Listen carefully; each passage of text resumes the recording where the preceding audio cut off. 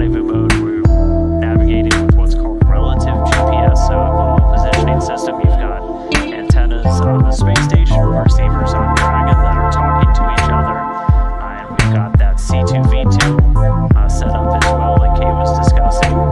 That's allowing us to send data, video, communications directly between the Dragon, the space station, and the ground.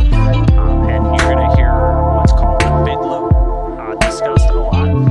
Up until this point, the core here in Hawthorne's been talking to the Dragon crew on Dragon to ground. That's that direct communication line. And the team in Houston talks to the station on space to ground. So we have we have 4 of those that they can talk across. When we get into these integrated operations, we tie everybody together. Everybody hears everything everybody else is saying. One big happy family. We call it the big loop. And so that's what we'll hear all of our comms on for the remainder of the approach. So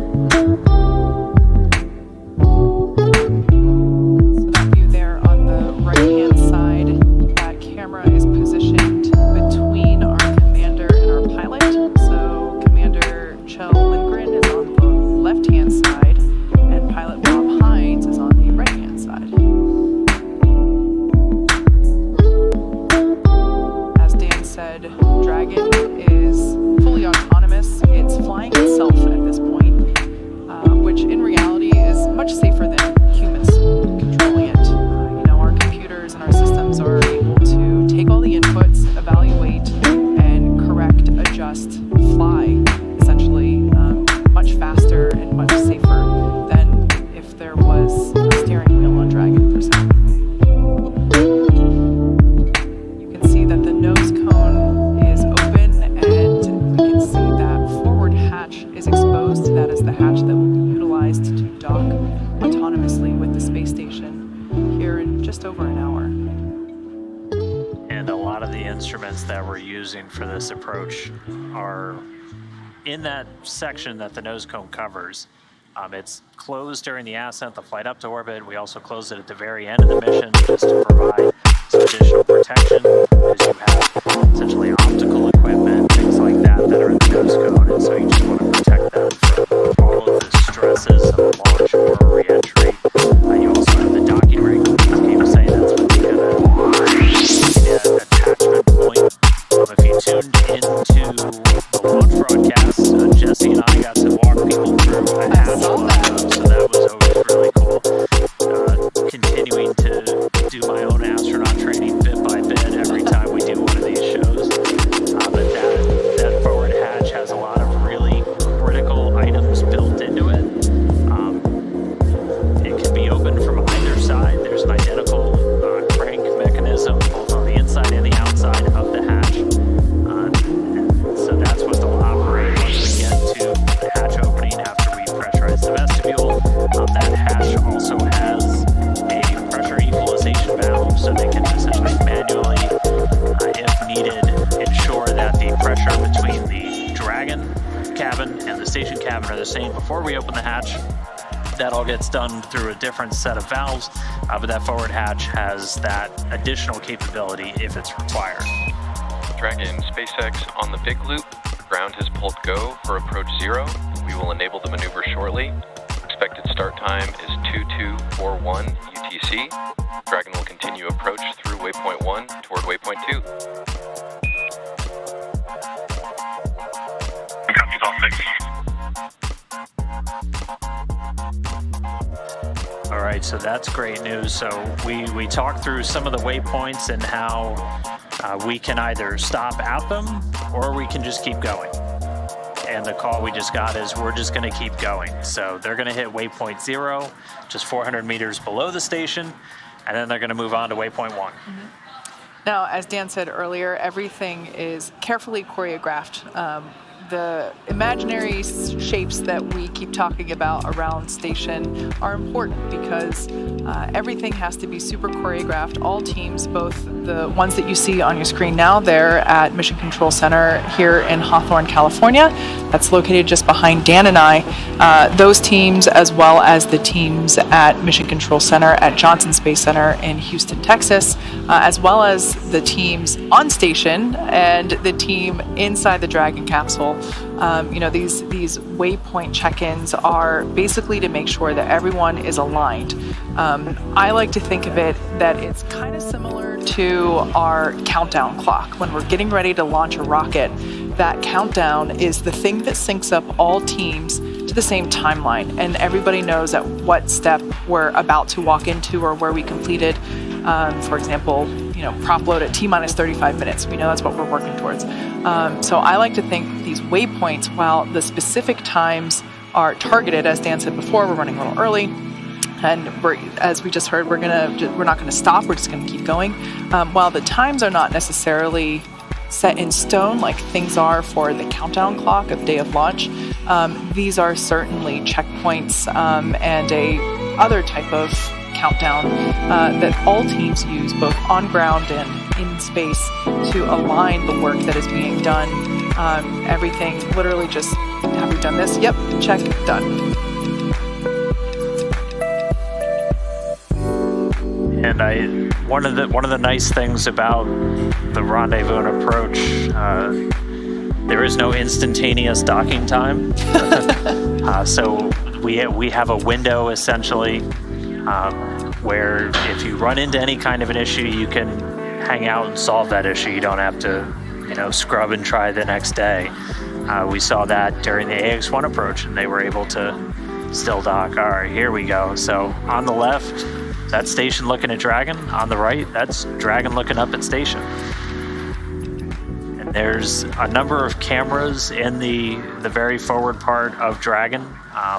One is essentially called the media camera. It's just a visible light camera that's not part of the actual navigation system, but does provide video, and that video can be used by the crew on board the station with some special overlays for their monitoring task. And then there's a number of other sensors, the Dragon Eye like we talked about, using LiDAR and thermal imaging. And then there's also a centerline docking camera. That's the one that the crew on board station can get video of, routed to essentially laptops just on the station that have a special overlay that helps them gauge Dragon's positioning and during its final approach. There's the space station. And we're coming up just directly underneath it. So you're looking up at station essentially from Dragon, and that's just outer space directly behind us.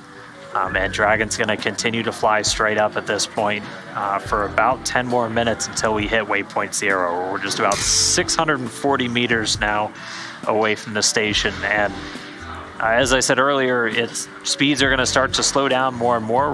We're actually closing at less than a meter per second right now. So it's, again, just very slow, methodical approach as Dragon makes its way upward.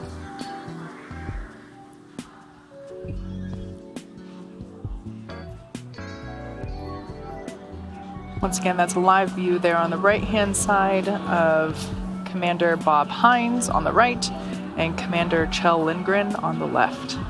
I love that view. I love being able to see what the astronauts are seeing on their screens, what they're using. As we mentioned before, Dragon is autonomous. It's flying itself right now, but the crew has been trained extensively in order to act as a backup of that system. But they are monitoring along with progress and everything that's going on. One of those screens actually has a visualization of the Dragon capsule and shows which thruster is ignited at any point in time. So there, that is the top of Dragon that we're seeing. In between the red and the green lights, there's a center light. That is actually light coming from the interior of the Dragon capsule. That's a tiny little window there on the forward hatch.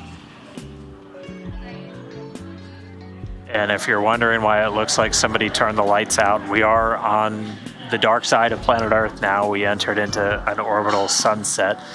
Station and Dragon right now are orbiting just a little over 430 kilometers so about 260 statute miles over the southern Atlantic Ocean. They just swung out over the very southern part of South America and are about to swing up to the northeast and pass right over Central Africa. So it's dark right now, but again, Dragon has sensors able to work in light and dark. The visible cameras, you can use thermal imaging, so they're going to work regardless of your lighting conditions. And we're going to continue to be in sunset or in darkness essentially for about 30 more minutes. We should see that sunrise hit them at about 4:05 Pacific, just about 30 minutes before our anticipated docking time. As we've said before, we are taking your questions from social media. Be sure to tweet at us using the hashtag #AskNASA. We do have one question. Dan, I'm going to pitch this one to you. All right. This comes to us from @Kristen Bragg. What will the astronauts be working on in the space station on this mission, and how many days will they be on the space station? Well, they'll be working on a lot of different things. There's no mission is ever the exact same as the one before it, and everyone is just packed with a diverse number of activities. Primarily, they're doing a lot of research. So we have research in multiple disciplines, everything from developing medicines, health technologies, things for just us back down here on Earth.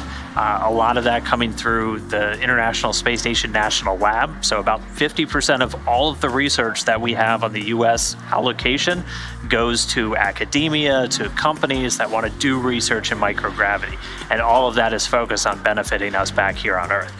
Aside from that, we do a lot of research on the station for exploration purposes. I mean, the station is where we've learned how to live in space for extremely long periods of time. We just had Mark Vande Hei come home after 355 days. So everything we're going to do when we go onto the moon, when you go to Mars, and you're talking about 9 months just to get there, you have to learn how to keep people safe, healthy. You have to develop life support systems, food systems, everything that goes into a mission that you're going to have to bring with you.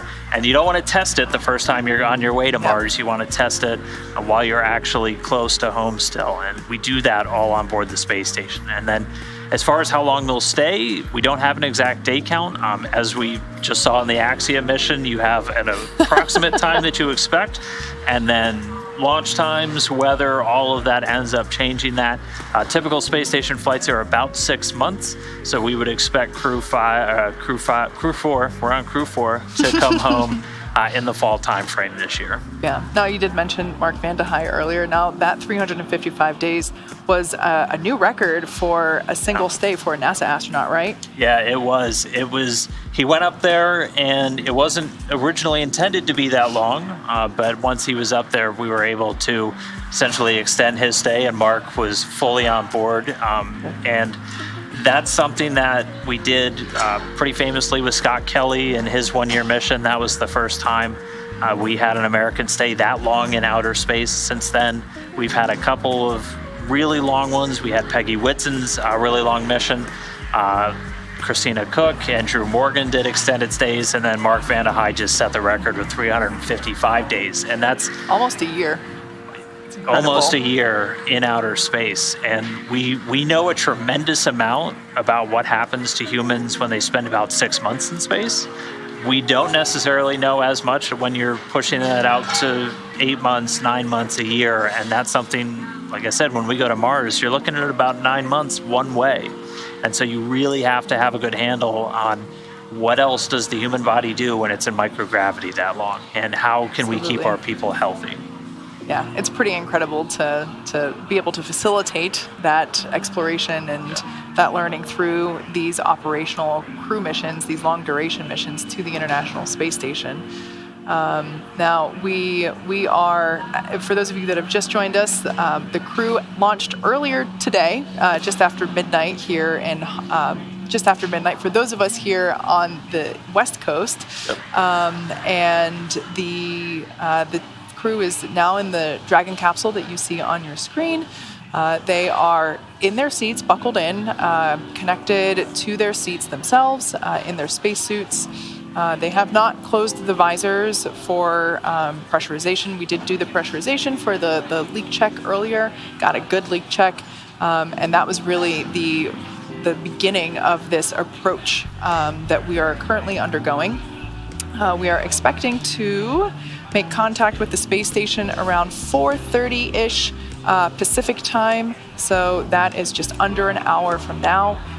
We might be running a little bit early because, as Dan mentioned before, we heard the call out that we're just going to cruise right on through waypoint 0 and possibly waypoint 1. So we are underway with that now. Yep, and we're just about 2 minutes away from waypoint 0, so that'll be our first waypoint in the approach, and we'll be just 400 meters below station. And I don't know if we can slip it in, but I did see we got another social question. This is one that comes up a lot. What are the red and the green lights? Why does it look like it's Christmas in space right now? And those are just lights to help tell the observers on the station and those on the ground which side of Dragon. Those just essentially signify which side's port, which side's starboard for the Dragon spacecraft. And that's done so when we're in darkness, you just have better spatial awareness of what part of Dragon you're looking at. For sure. Also important to note, other vessels do the same thing. Airplanes also utilize red and green lights to indicate, which is port and which is starboard, as well as ships. So basically, it's important to know which side is which, especially right now as we are approaching the space station, and as we can see, as Dan said earlier, the lights are off. So it's helpful to understand the orientation. Now, the sensors on Dragon, those Dragon eyes, they don't need the lights on in order to do their job. We are using LiDAR and thermal imaging to track the station and make this very controlled and slow approach to station. Basically, those Dragon eyes, are locked into a specific spot with the space station, that docking area, and is making a slow approach. And we can see that center white light, as I mentioned before, that's actually a tiny little window on the forward hatch. That's actually the interior lights inside Dragon Freedom. We should be coming up on waypoint 0 in about 20 seconds. And as we heard the call up to the crew, we're not going to be stopping here. We're just going to continue on through waypoint 0, and then we should also be continuing through waypoint 1. So we're going to wait for the call out for waypoint 0. And we can see those Draco thrusters around the service section firing. That's pretty spectacular. I love that. And so waypoint 0 has been passed. Dragon's now inside 400 meters away from the space station, and it's moving up to what's known as waypoint 1. And so we can see those thrusters fire, and Dragon is essentially doing a flip over to the top side of the station. So it's moving from 400 meters directly below to an area just 220 meters directly above. And once it gets there, it'll be on what we call the docking axis. So it'll be lined up directly with the docking port on the space-facing side of Node 2, the Harmony module, just about 220 meters away. And we have the go to then move through waypoint 1 and move to waypoint 2, which will move us inside of that keep-out sphere. This is a great illustration of what we're doing. So waypoint 0 is at the bottom. Dragon's following that line out in front and over to the top part of station, where it'll pause just momentarily at waypoint 1, 220 meters away, and then it'll start to drive straight down towards waypoint 2, and that'll put it just 20 meters away. We'll essentially always hold at waypoint 2. That's where the teams do their final go, no go for final approach and docking. And so Dragon will just be positioned just 20 meters away. It'll then start to push in, again, moving at a pretty glacial rate of less than 1/10 of a meter per second until we get to that initial contact and capture. Dragon, SpaceX on the Big Loop. Approach 0 is in progress. Trajectory has converged on waypoint 1. We predict waypoint 1 arrival at approximately 2321 UTC.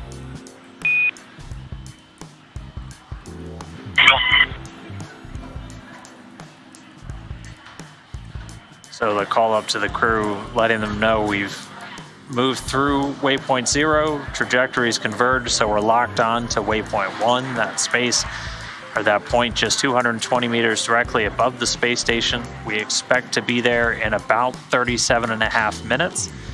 So we'll continue to see Dragon just slowly make its way, again, out in front of the station, and then flying up directly overhead. Dan, you mentioned earlier that we're going to be in the dark for a while. Do you know how much time we have left? I'm asking selfishly because I really want to see those thrusters fire again in the dark. That was such an awesome view to be able to see those Draco thrusters as they were powering through waypoint 0. Yeah, we've got about 22 minutes left in the dark, so we'll be in an orbital daytime by the time we hit waypoint 0. We should see a couple more thruster firings as it makes it, as again, we're kind of doing a loop. We're staying outside the keep out sphere and swinging up and around in front. And this is the view from Dragon looking at the space station. You could see several of the large radiators on the space station, and now we're back inside with the crew and a couple of the items that they're looking at. So on the far left, that is essentially the centerline camera. So that is the view that they have to monitor their approach to the space station. That's also the screen that Kjell Lindgren as the commander or Bob Hines as the pilot could use to manually fly the vehicle if necessary. And then that screen in the middle was just showing them their trajectory. I think I just saw another firing. Or we're getting some lighting artifacts, it looks like. Yeah, so I'll point out, we were just talking about the red and green lights. As I mentioned before, that center white light, not the blinking one, the one that stays on, that is a tiny window on the forward hatch. And then the two lights that are on the right-hand side, those are actually Dragon's windows. So the side hatch is located in between those two side white lights. Safe to say that if I were in a Dragon capsule in space, my face would be plastered up against the window the whole time. I mean, the core would have to yell at me to get back in my seat. That's where I would be. Yeah, unfortunately, they're seated the whole time for this approach, but we did do a fly around on the, I believe it was the Crew 2 departure, where some of the crew were able to get out of their seats and take photos of the space station as Dragon just executed a loop around it. So that, had to have been a pretty spectacular job for them to do right before they came home. But so in this view, we're looking up at the space station. Those kind of ruffled items you can see, those are some of the large radiators that we use to reject heat generated by all of the different electronics and systems on board the space station. That screen in the middle is showing the crew their trajectory, so their flight, their relative position around the space station. The station itself is in the center of that kind of cross in the top right of that screen. And then you can see the circle around it. That's just indicative of the keep out sphere. And then you'll see that triangle part. That is what's called the approach corridor. And that's just essentially the imaginary shape that they're wanting to stay in during that final approach. And they're able to monitor that on Dragon. They're able to monitor that down here on the ground in MCCX. And Tom Marshburn and the crew on board the station have that essentially that same overlay and able to track from on board the space station. Now this is a cool juxtaposition of views because they're looking at each other right now. So on the left, of course, is that Dragon capsule as it keeps moving, and on the right-hand side was the station. So that view of station is coming from that point on Dragon that we can see.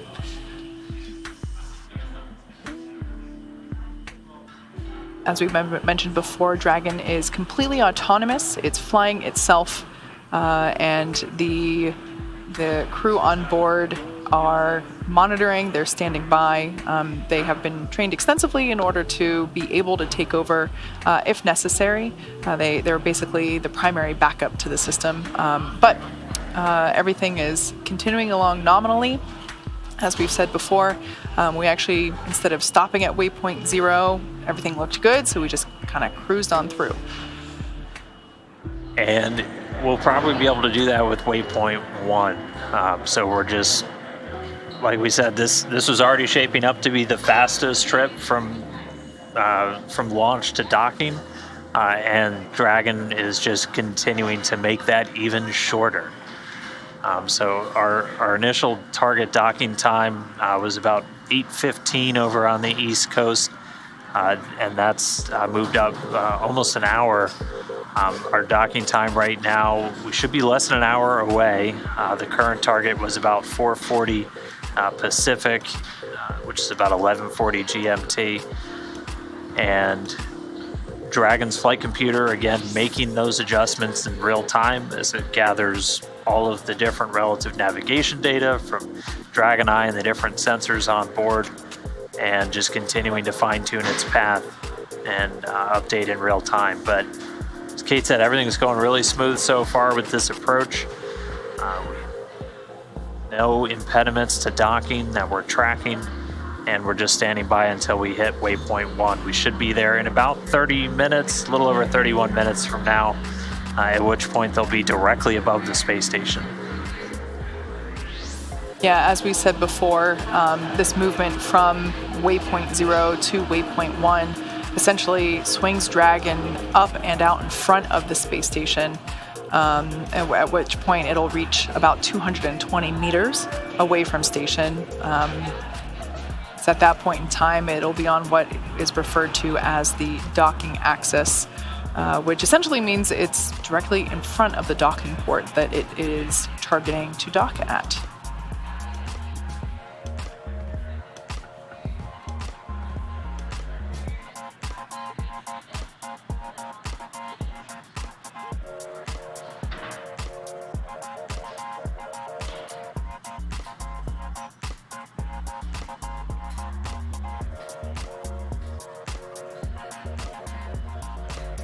As we said, once Dragon docks, it's going to be a pretty full house on station for a little less than a week. We'll have 2 Dragon vehicles docked, the one that's now delivering Crew 4 and the one that delivered Crew 3 back in November of last year.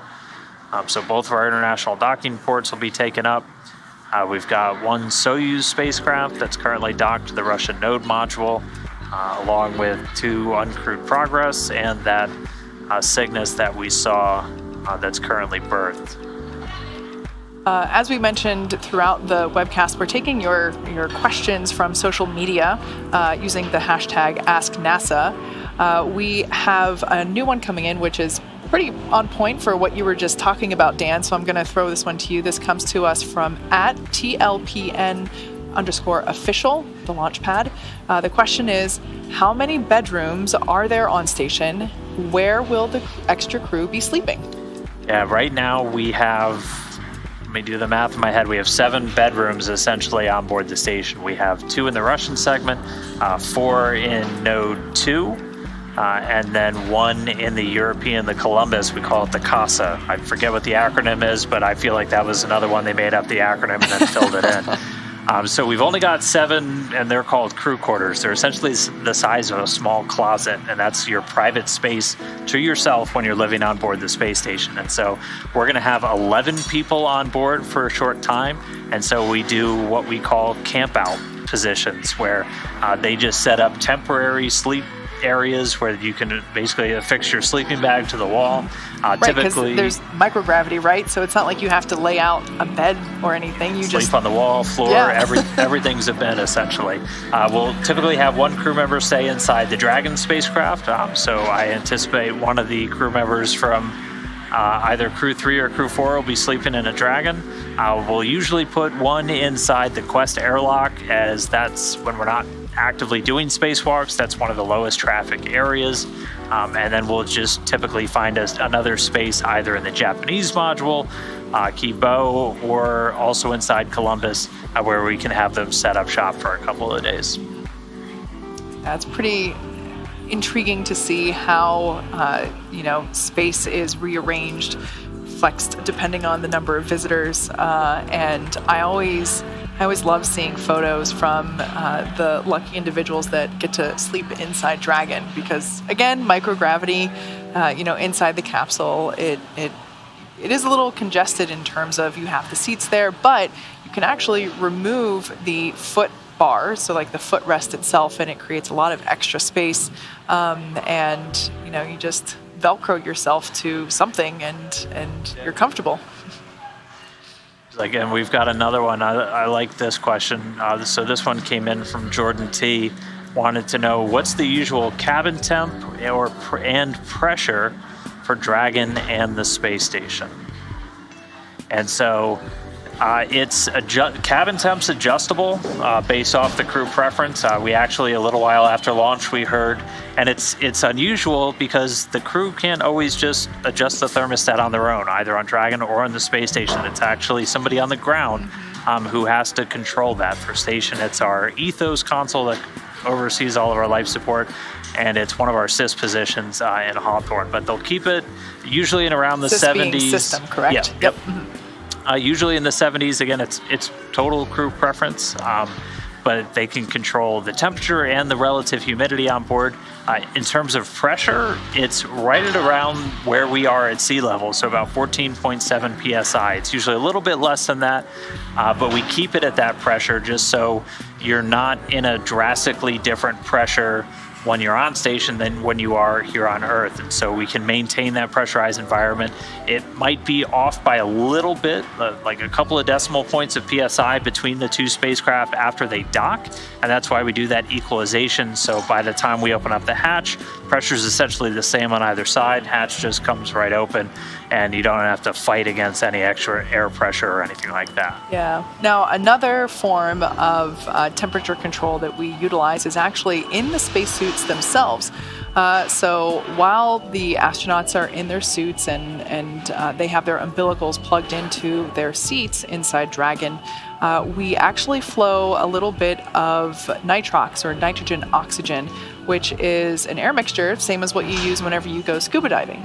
And so totally fine to breathe, and it's also what is flowed through the suit whenever their visor is closed and in that locked position during dynamic events inside the capsule. But that cool air is essentially flowing through the suit at all times. So while the cabin temperature is adjustable, so is the temperature inside the suit, which I could imagine that going to space would be pretty exciting. Sweat might happen, and having that cooler air flowing through the suit helps keep everybody comfortable and not smelly.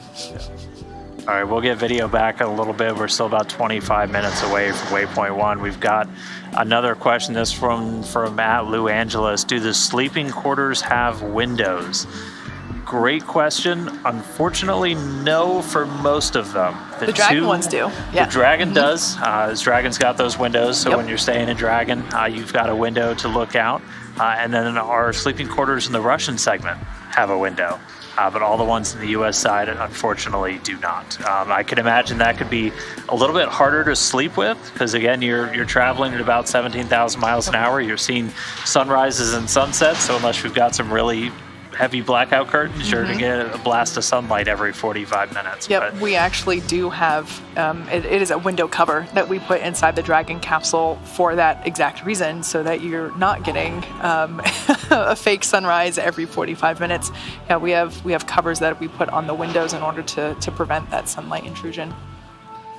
All right, and we're back with that video connection. This a view from Dragon looking up at the station. Right now, Dragon just about 450 meters away. Still starting to close in. We're continuing to fly up and around until we hit Waypoint 1. Expected to be there in about 23 minutes. If you look at that center screen, you can see, again, just kind of relative to where the station we are. We're about halfway through this maneuver. So we're going to continue to swing up. And you can see the two different approach corridors now on that center screen. So center screen, the right side, there's two triangular shapes, one shooting straight up, one shooting straight to the left. And that's what's called the approach corridor. That's just the space that we're looking for Dragon to stay inside during that final approach. And we're going to the zenith port, so the space-facing one. So we're going to be flying through that one that was pointing straight up. And we'll be just in front of that in a little under 23 minutes from now. And then we should be moving past waypoint 1 and then right onto waypoint 2.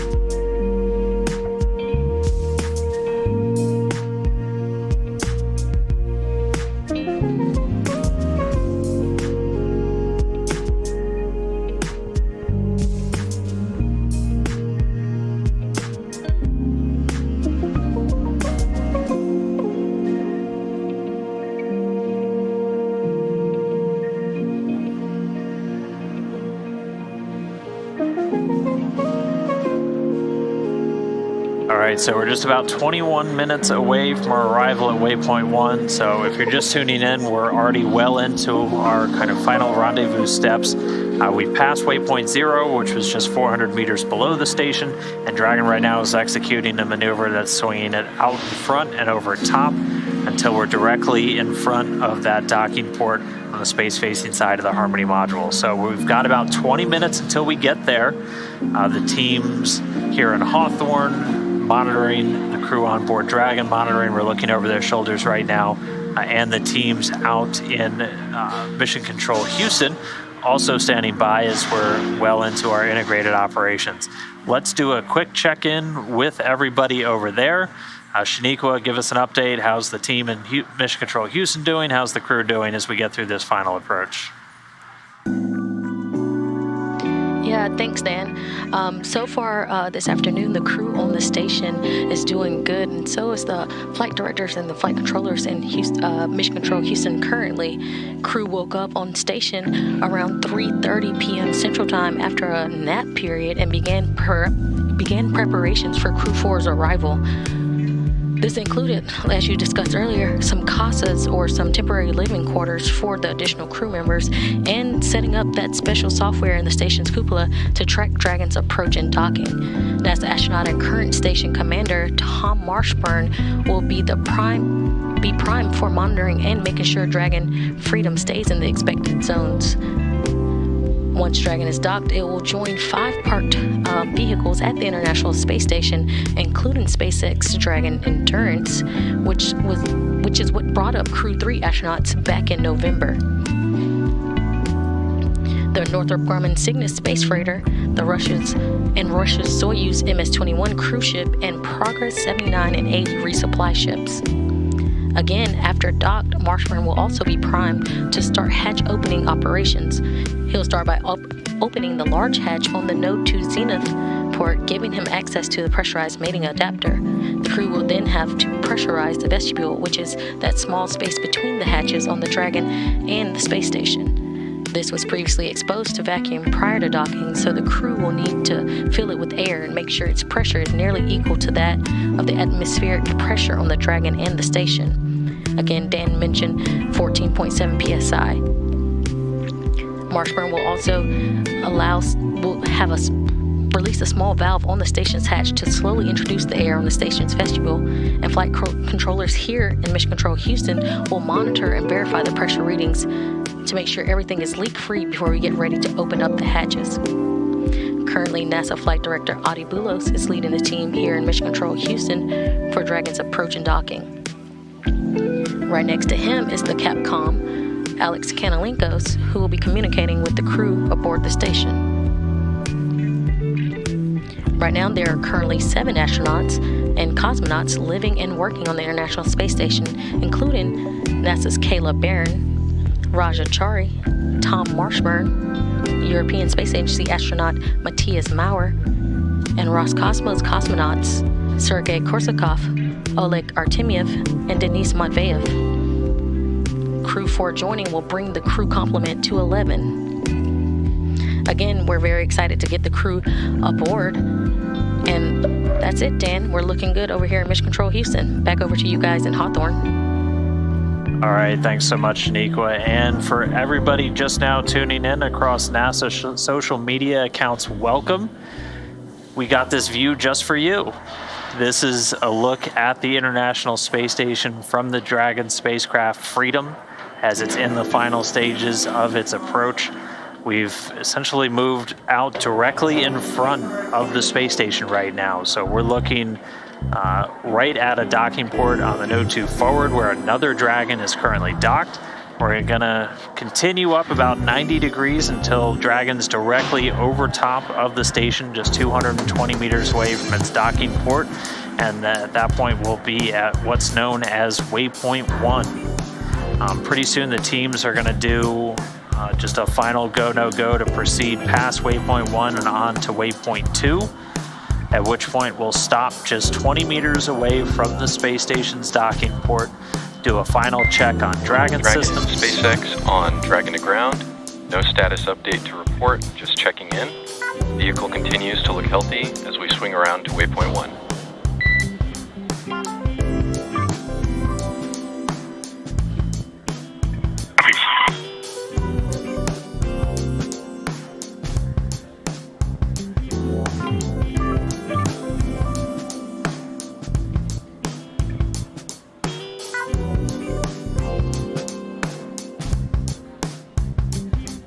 Getting a look at the core Jake Vendel, who's just over our shoulder here in MCCX.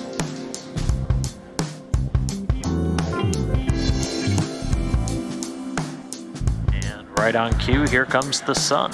We're now entering into that orbital daytime.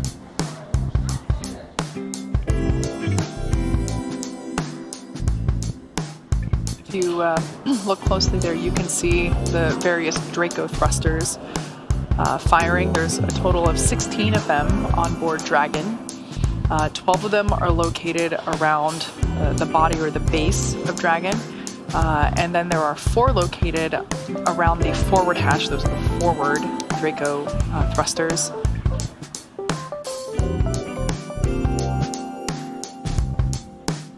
Since Dragon is approaching the space station, whenever you see those forward thrusters fire, it's basically, course correcting, almost like slowing Dragon down. But it looks like we're primarily utilizing the bulkhead thrusters, or not the bulkhead, the side thrusters. Yeah, we'll be using those service sections for. We're doing what's essentially a translational maneuver. So in your orbital mechanics, that's moving side to side, up, down, and then we've used those forward bulkheads for all of our kind of pushing thrusts as we were chasing down the space station. So as we're in this sunrise, lighting conditions are perfect to see some of those thruster firings. You're seeing it as Dragon just autonomously fine-tunes its path. Right up until we hit Waypoint 1 in a little under 14 minutes from now. The propellants that we use on Dragon are actually loaded onto Dragon several days, a couple weeks actually prior to launch itself. We do all of that prop loading over at a place called Area 59 or Dragonland, which is at Kennedy, and those propellants are monomethylhydrazine and nitrogen tetroxide, and they combust instantaneously when they meet each other. So there's basically, two different types of holding tanks for those propellants, and then whenever Dragon quickly flows those propellants into the combustion chamber of the Draco engines, because of their properties, they boom, fire as soon as they touch. This is different than how we make fire on Falcon 9, for example. In that case, with the liquid oxygen and the rocket-grade kerosene, the RP1, those two propellants do not ignite when they touch. You actually need an ignition source. So for that, we use TTEB. But in space, we don't want to, use an ignition source. This version where we use what are called hypergolic fuels, or hypergolic propellants, is safer for space, and it's much faster of a reaction. And as you can see, with these tiny bursts from various directions, we need Dragon to be quick. We need those thrusters to they're really more like impulses, more so than just flat out burns. Those hypergols come with the additional benefit of not requiring what's called cryogenic storage. So as you see Falcon 9 fueled, we're using that ultra densified LOX, and to keep fuels super cold takes a lot of energy, a lot Absolutely. Of power. And you can do that when you have an entire ground support system. Maintaining a cryogenic fuel inside a small space like a spacecraft, not really feasible, which is why it's extremely common to see these hypergolic fuels used for onboard thrusters. We use the exact same mix in the European service module for the Orion spacecraft. And in fact, almost the opposite of the Falcon 9 fuels, we actually have heaters that we have on the tanks. For those hypergolic fuels, as you can store them much closer to almost a room temperature, which is one of their real draws for use, in addition to the simplicity that Kate talked about, where you don't need that extra ignition source.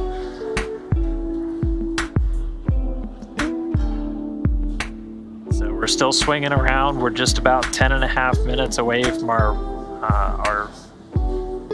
waypoint number 1, which will put Dragon just 220 meters above the space station. It'll still be outside of what's known as the keep out sphere. That's our second imaginary shape around the space station that just helps to govern the rules for approaching spacecraft. Before you're in the keep out sphere, you have to be on what's essentially a 4-orbit or about a 6-hour free safe trajectory, where if we completely lost control of Dragon, it wouldn't move inside of that sphere, which is about 200 meters in radius around the station. And so what you're looking at, this is the maneuver we're on right now. We're a little more than halfway up that kind of half circle line that you see on the left, as we've moved from waypoint 0 and we're moving on up to waypoint 1. So we've already moved out directly in front. We're now moving directly over the docking port on node 2, where Dragon Freedom is headed today.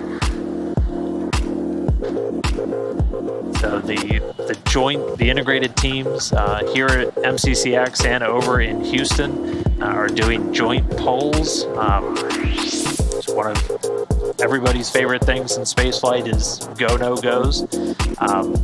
And so they do these joint polls, and we're just constantly assessing, not only making sure Dragon's ready, but all of the systems on board station are ready. We do a couple of configurations to the station to get ready for the docking. We do what's called feathering, just a special orientation of the solar arrays to help give them additional protection from any plumes or just those thruster firings. Those can leave a residue if you don't, and that's any spacecraft that's flying, and so we always orient the solar arrays.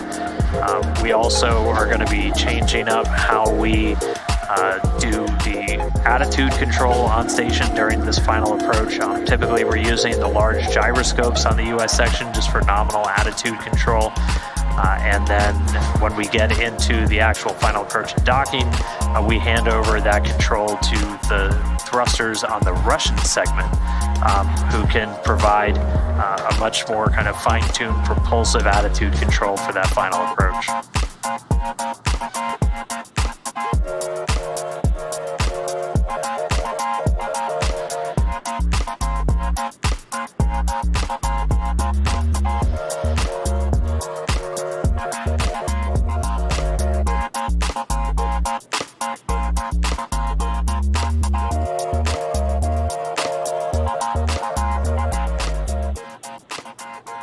Checking in, we're about 7 minutes 40 seconds away from the arrival at waypoint 1, Dragon at a range of about 320 meters.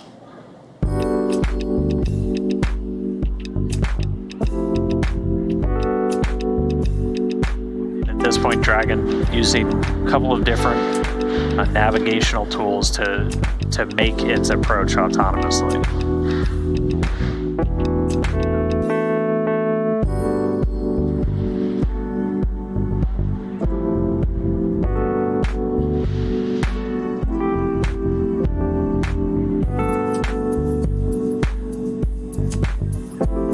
And we're 7 minutes away from waypoint 1. And again, as everything continues to look good on Dragon Freedom, thrusters performing nominally. We've got all the navigational tools that we need for final approach. We'll be able to move in from waypoint 1 down to waypoint number 2, just 20 meters away from station. And then we will stop at waypoint 2, and the teams will do just a final check-in, and they'll give the go for final approach.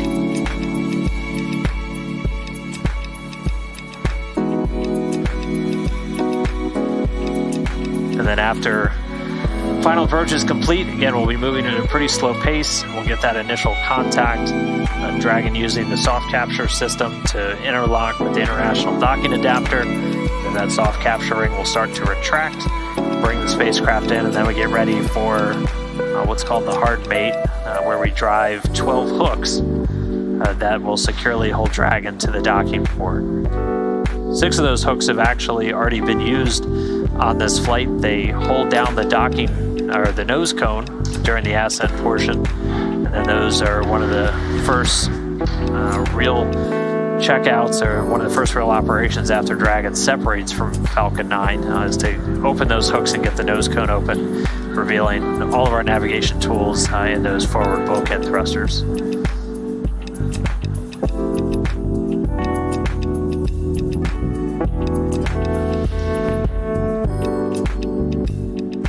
Now, as Dragon, we just started to move out of view there. We got another view here. We can see that it is slowly but surely making its approach to the International Space Station.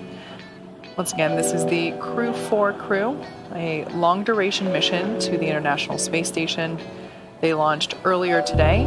Actually, just this morning, we had liftoff at 12:52 a.m. Pacific time, and everything was super go for our conditions. As we talked about before, weather is always a determining factor in whether or not we get to go to space. And while weather at the Cape was a little challenging throughout the week, we were able to get the Crew 4 crew out with really gorgeous conditions for a nighttime launch. And everything has been going really well, very smoothly. The crew had a sleep period, just a scheduled period where they had to go to sleep in preparation for docking activities, which we are, coming up to. They've had 2 meals at this point, and as of right now, they are buckled into their seats with their spacesuits on, and they are monitoring the approach of Dragon capsule to the International Space Station. Dragon is fully autonomous, so it is flying itself right now.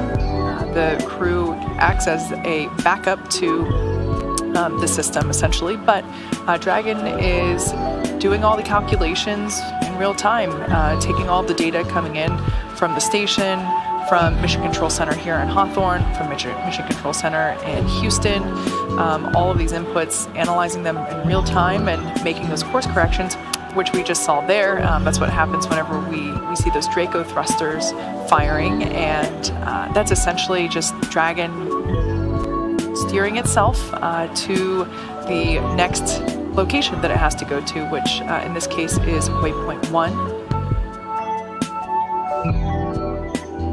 Should be just about 3 minutes away from there, so after that we'll just be about 220 meters. Right now we're 250 meters away, so even as it's making this kind of swing up and around, it's moved in a little bit closer from that 400 meter range. We were down at waypoint 0. And then things do pick up after we get to waypoint 1. We move in about 200 more meters until we hit waypoint 2, stopping just about 20 meters, 60 feet or so from the docking port, and then we wait for that final go for approach and docking.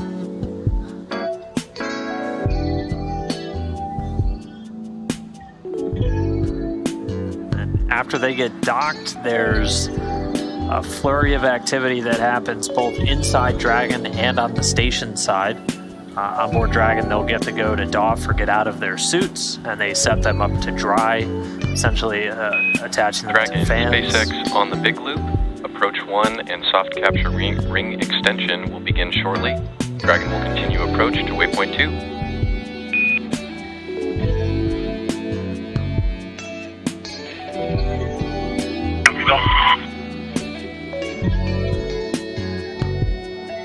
Or here in Hawthorne, Jake Vendel, giving the Crew Dragon Freedom astronauts a heads up that we're going to just proceed right past waypoint 1, which we'll hit in under a minute and a half from now, and move directly in towards waypoint 2. And that soft capture ring is going to extend out from the docking mechanism on Dragon. That's what's going to make that initial contact. It's essentially 3 large metal pedal-like structures that are going to interlock with the international docking adapter.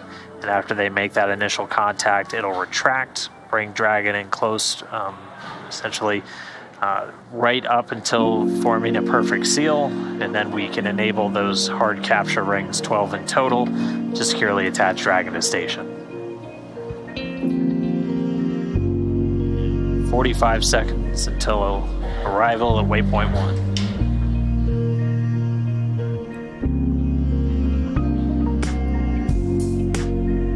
And we'll get an updated time after we get through waypoint 1, but we should be just about 20 minutes away from docking.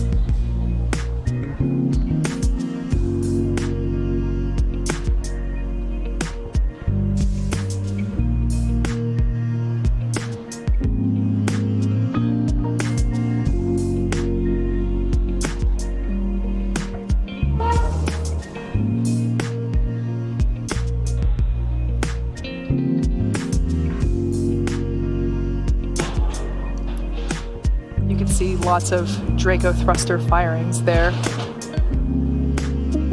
And we're just about to waypoint 1. We got a confirmation, so we're through waypoint 1. And we're moving on now to waypoint 2.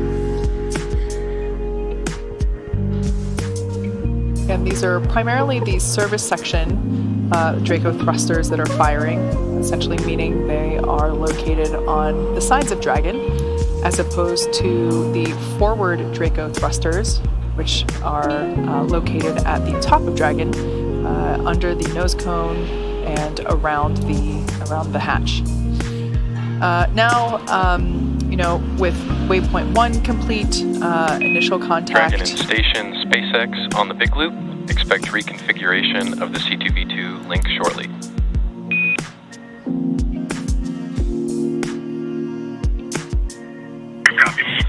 Station copies.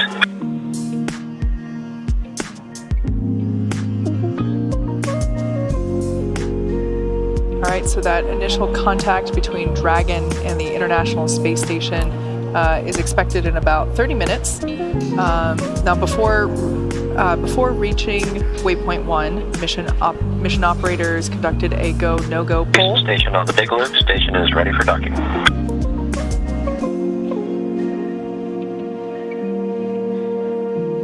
right, we just heard Tom Marchburn on board the space station. They're ready. Houston, copy.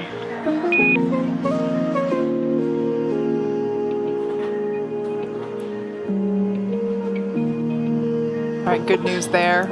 So conducted a poll to allow Dragon to begin that approach to waypoint 2, which is located inside that keep-out sphere, which is about 20 meters away from the space station. So we keep talking about these invisible shapes. They're all intended primarily for safety of the crew, both onboard Dragon and onboard station.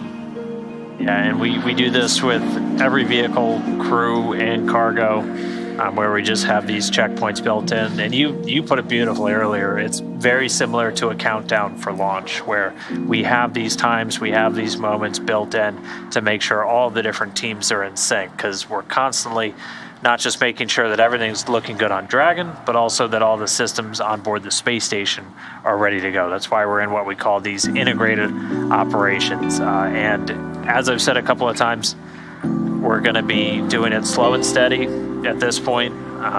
Right now, we're just about 170 meters away from the station. We're going to get to waypoint 2 and pause, and then we're going to wait for that final go, no go. The latest docking time we're looking at right now is about 18 minutes from now. So it should be coming at around 4:42 p.m.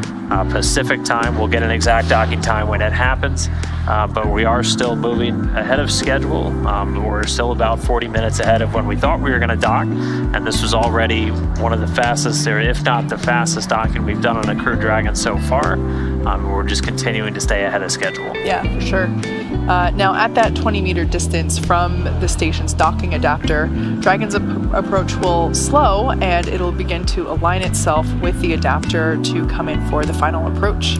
Yeah, and we heard the soft capture ring is being extended, so that's just moving out a little bit from that very top part of Dragon underneath the nose cone, and it'll make that initial soft capture, essentially using those metal pedals to interlock with the international docking adapter. And after that contact is made, the ring on Dragon will retract, bring Dragon in a little bit closer, and then we can start the hard capture sequence.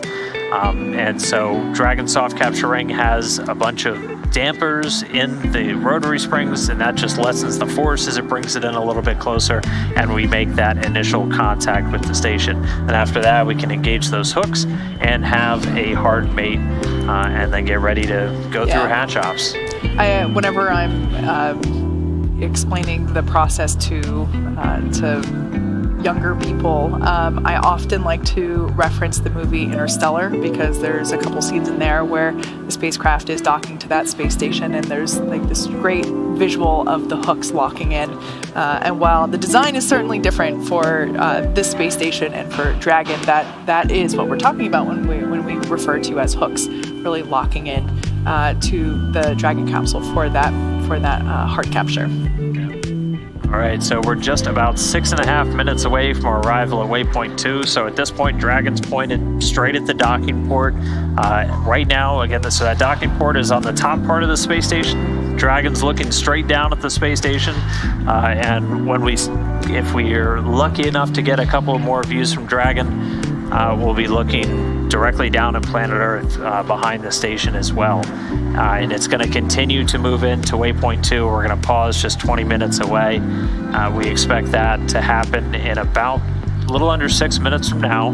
And then we get that final go, no go for today, that final go, no go for docking, after which the team on the ground here in Hawthorne sends a command, and Dragon begins its final approach. Yeah, and we should note that while the other pause points were able to be skipped, essentially, that is one that is not skipped because of that go, no go, that final go, no go point. So waypoint 2 is up next, and again, that puts Dragon only 20 meters away from the space station. From there, the spacecraft will focus on Station Houston on the Big Loop. Station Crew Dragon is transmitting docking camera video. Please confirm video and data updating in Dragon docking monitor.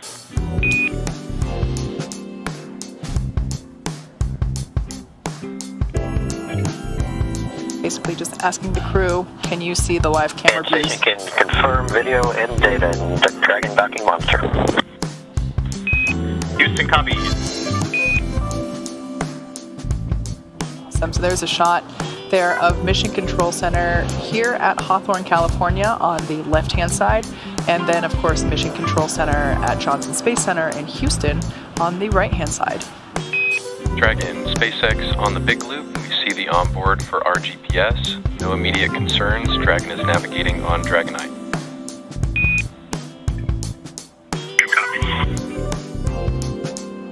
That call up right there. So our GPS is the relative GPS system. Again, that's one of several navigational tools Dragon has.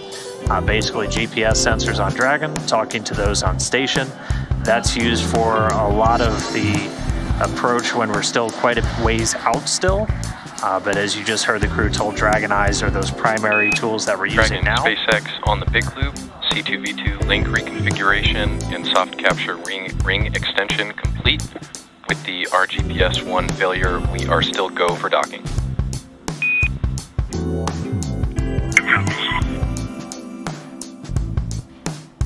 And so again, just that quick update to the crew. Still go for docking. We're using the Dragon Eye.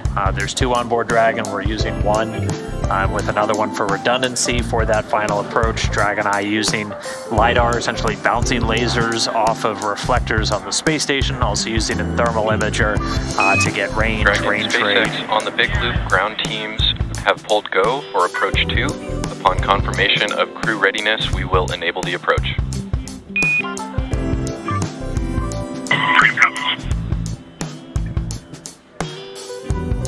And there's a good call. So the teams down here on the ground have pulled. The Dragon's healthy and in a good config. Station's healthy and in a good config. And so we'll pause when we get to 20 meters. And then as soon as the crew on Dragon tells us that they're ready, the team here in Hawthorne will send a command and we'll be in with final approach.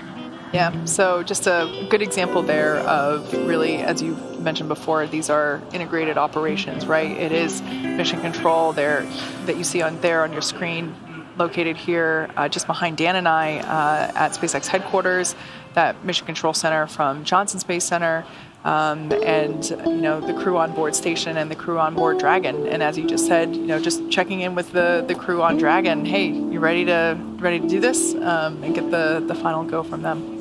We also heard the crew on station is getting video from Dragon, and they have a number of displays that they're able to see that video with overlays, making sure, again, they're inside the docking corridor and things like that. If you followed the AX-1 docking, that hung us up at waypoint 2 for a little while, as we had an issue on station getting that video routed.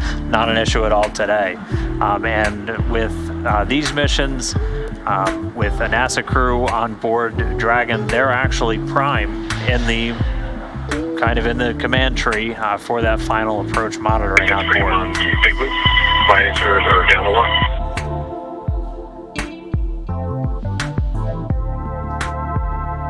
All right, so Commander Kjell Lindgren just reporting the crews close their visors, they're locked in. We're just about a minute and a half away from arrival at waypoint 2. Yeah, so essentially that means that Dragon SpaceX on the big loop, we copied your last, visors down. We just enabled the approach. As a final reminder, once Dragon is inside the crew hands-off point, retreat and breakout are not permitted.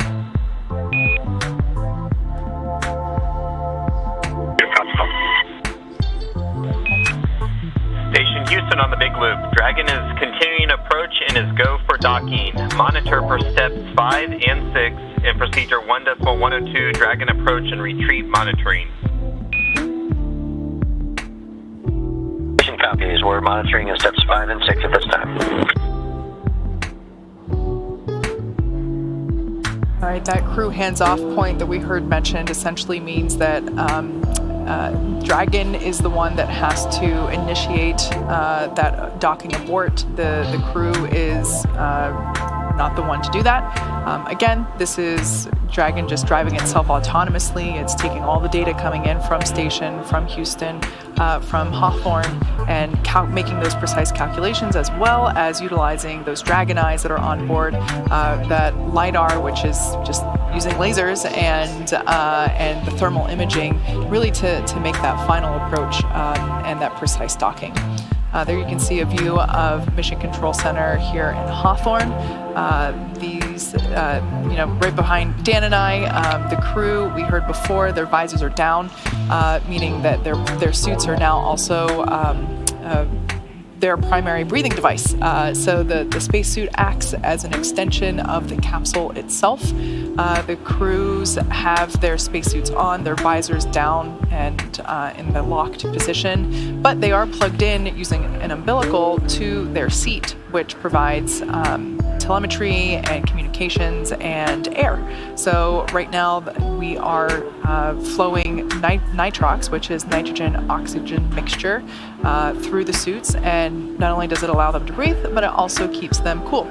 So it's a cool nitrox mixture, and really ultimately just intended to keep them comfortable and obviously safe. And so at this point, we've moved past waypoint 2, and we heard a bunch of the comms up to that crew. So we were given the final go for docking. And so right now, we should just be about 4 minutes away or so. And we don't have video at the moment. We're in kind of a period where we're waiting to reacquire contact with our TDRS, our tracking data and relay satellites, to get that live video back. We should get it back within the next 2 minutes or so we should have those views of docking. We promise we're not just showing you us because we want to. As soon as we get views of that Dragon again for the final approach, we'll be bringing it to you. We should be just about 3.5 minutes, a little bit more, from docking. As you heard, we're going to hear a call out for crew hands-off point. They'll just call up CHOP. And that, as Kate said, that just telling the crew they are not to send any commands to abort. At that point, any abort commands will come automatically from Dragon's flight computer. So we're in our final approach. We're just about 15 meters away from the space station. Should be docking in just about 3 minutes from now. So we've continued to get further and further ahead on our timeline. I think we were looking at about a 5:15 p.m. Pacific docking. Now we're looking to do that almost 45 minutes early. Yeah, which is great. The crew lifted off from Kennedy Space Center, pad 39A at 12:52 a.m. this morning. And so it's been a pretty busy day for them. As I've said before, they did go through a sleep phase, which, was 8 hours where they had the ability, or rather the time to sleep. Whether or not they were able to get to sleep, I hope so. But there's about an hour before that crew sleep period called pre-sleep. And then there's about an hour after the sleep period called post-sleep. And it's, just an opportunity for them to wind down, but then also wind back up in preparation for, all the activities that we've had today and still have upcoming. As Dan said, we're just a couple minutes early. SpaceX copies 10 meters.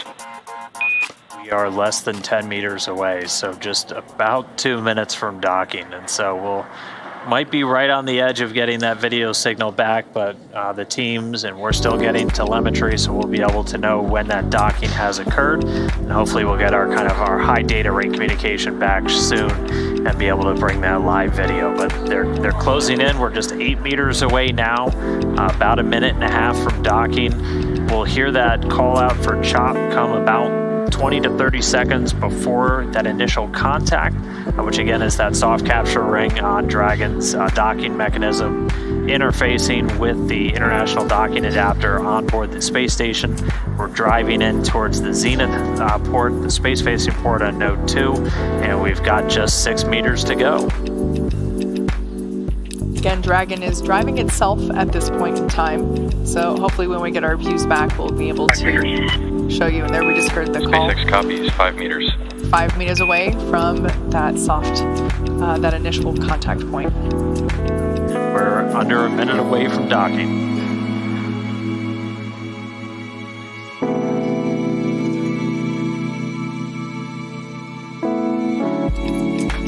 Right. Coming up on 3 meters and closing.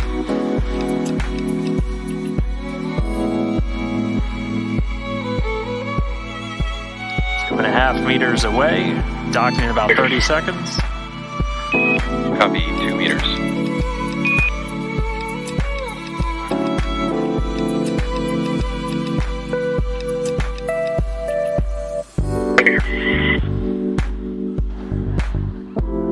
altimeter and closing.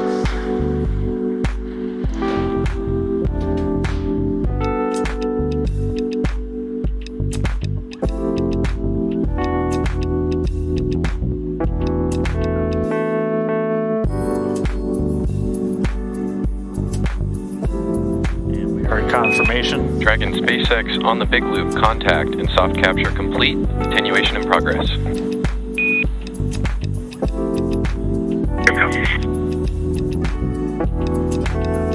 And confirmation, soft capture and docking confirmed. That time 4:37 p.m. Pacific, 11:37 GMT, with the International Space Station flying 261 statute miles over the central Pacific Ocean.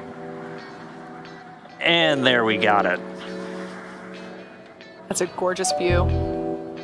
Now, of course, there are still a few steps that we have to complete before Dragon is securely attached to station. Dragon SpaceX on the big loop, soft capture ring retraction is in progress.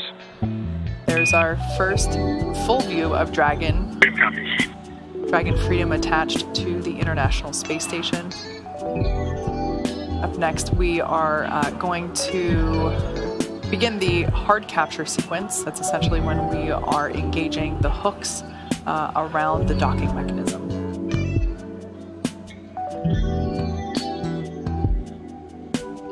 Well, unfortunately, we did have that video cut out right at that moment of docking, but it's great to see it attached now. Again, that initial contact, that docking time, 4:37 p.m. Pacific, 11:37 GMT. The Dragon and station flying 261 miles over the central part of the Pacific Ocean.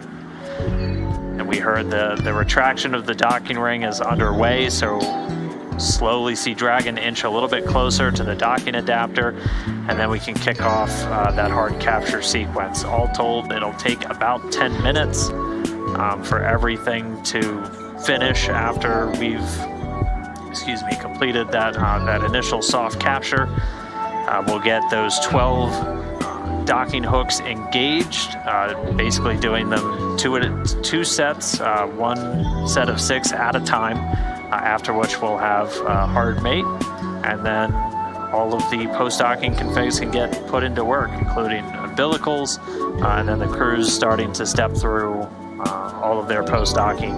Crew on board Dragon getting out of their suits, and the crew on board station getting ready to go through the hatch operations. So with this view here, we are able to see those Draco thrusters that we saw in action quite a bit throughout the approach maneuvers. The Dragon capsule to me is upside down, but for the orientation that it's in, right there kind of in the center of the pressurized section, that shiny bright white area, we see 3 ports that are kind of like ovals.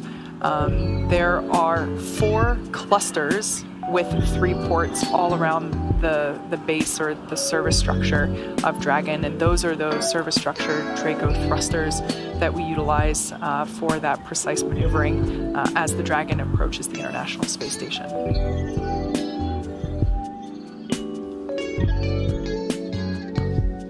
I believe you can also identify that green light that we were talking about. So there's a green one and a red one indicating what side is port, which side is starboard. Don't ask me which one is which. I don't like deep water, so I'm not really ever to be on a boat. But the green light there you can see on the left-hand side of Dragon.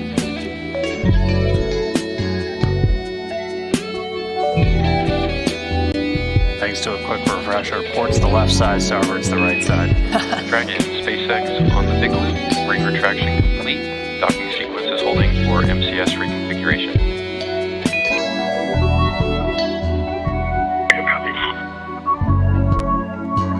Okay, so the soft capture ring has drawn in. Now, before we start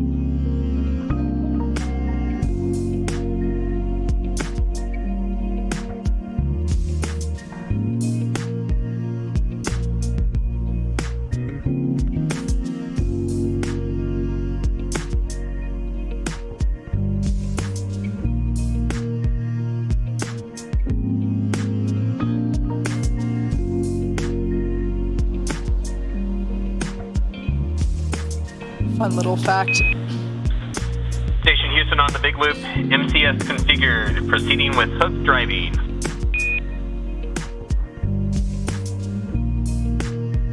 Station copies.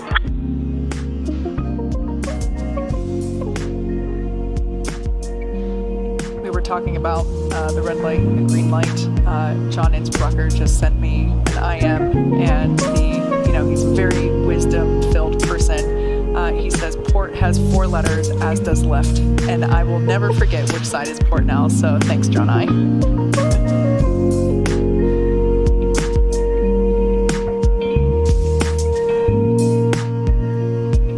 Once again, we can see that Dragon Freedom has made initial contact there with the International Space Station.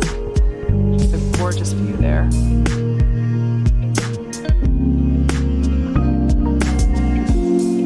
We've had confirmation that soft capture rings retracted.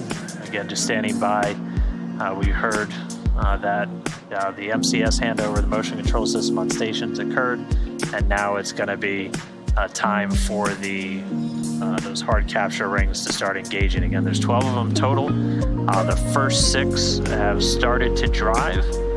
They're done in 2 gangs of 6 each.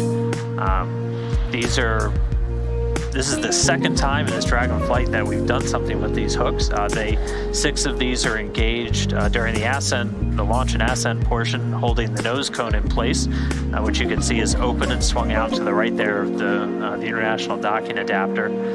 Those drive open and release the nose cone shortly after Dragon gets on orbit. And now 6 of those driving to do our initial gang of hooks to start that hard mate process, and then once they're in place, the second 6 will drive, and we'll have a hard mate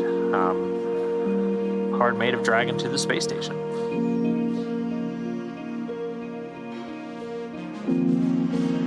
For those of you that might be wondering, excuse me, what the half black and half white part of Dragon is, that is the unpressurized section known as the trunk.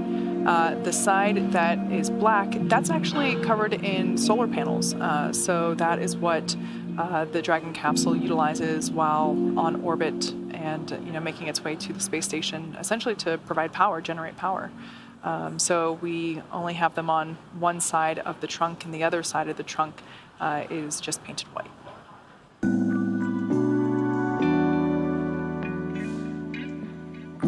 You can Sorry, I was just going to say you can just barely make out the heat shield there at the bottom of the pressurized section, just above the unpressurized section. So, yeah, and we just heard that the first set of 6 hooks have engaged, and so now the second are driving.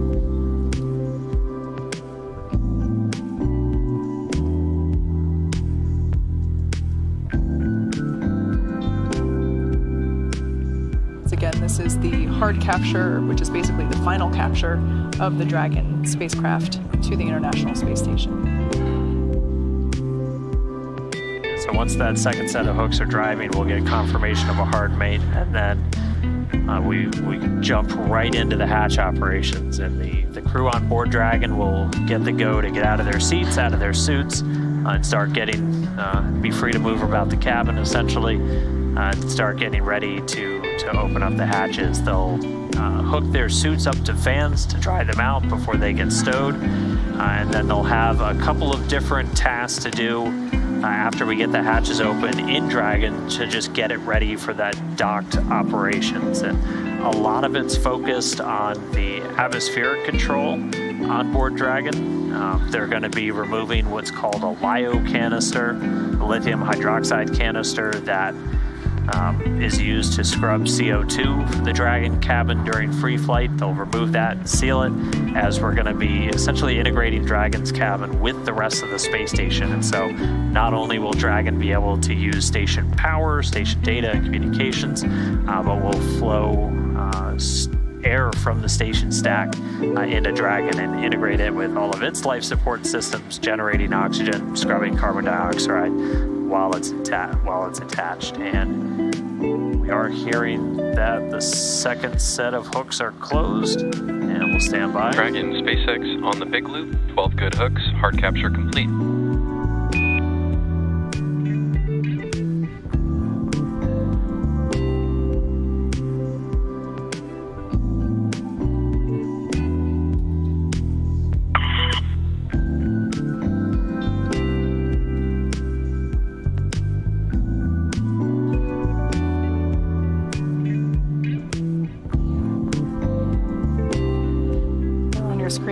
There on your screen is SpaceX Core Crew Operations and Resources Engineer, Jake Vendel.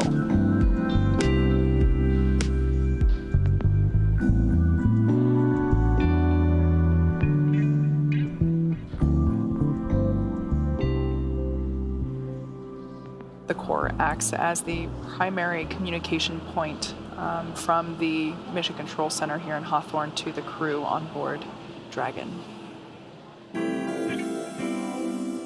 All right, so now that Dragon has completed the docking sequence, the spacecraft must undergo a handful of checks before we will be able to open the hatch. The crew on board Dragon will now get a chance to get out of their suits before moving into hatch operations. That's right, and things are going to be picking up on Station 2. NASA's Tom Marshburn is going to be the lead for all of the hatch operations on the station side. First, he's going to have to open up a hatch to gain access to the pressurized mating adapter and the docking adapter. And then he's going to start pressurizing that vestibule, that small space between the two. So we've got confirmation hard captures complete, and now we're ready to get into those hatch operations. One more time, if you missed it, docking occurred at 4:37 and 49 seconds. Pacific time, that's 11:37 and 49 seconds GMT, while both vehicles were flying 261 statute miles over the Central Pacific. Now, with Dragon firmly attached, we're going to toss it over to the International Space Station Flight Control Room in Houston for Shaniqua Vereen to take us through the next steps as we get ready to open up the hatches. Shaniqua? Thanks, Dan, and thanks, Hawthorne, for your help today. We had a very exciting moment here in Mission Control Houston as well, following Dragon's docking at 6:37 p.m. Central Time while flying 261 statute miles over the central part of the Pacific Ocean. It's great to see Dragon docked. The energy in the room here is high. There was applause and smiles all around the room. Now that we're docked, like Dan mentioned, Tom Marshburn is securing some hardware and then moving right into hatch operations. First, we'll get the large hatch and node 2 Zenith, giving them access inside the pressurized mating adapter. Then we'll have to pressurize the vestibule.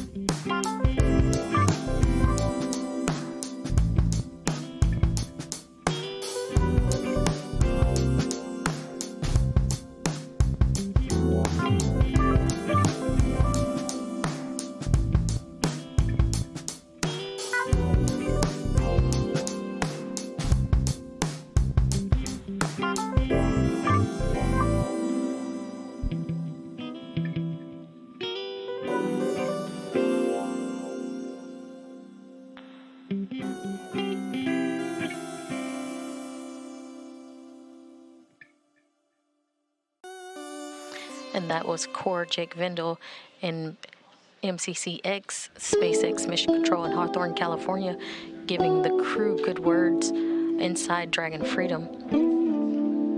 Again, now that they are docked, Tom Marshburn inside the station is securing some hardware and then moving right into hatch operations. First, Dragon, SpaceX on Dragon to ground. No response required. Cameras are external.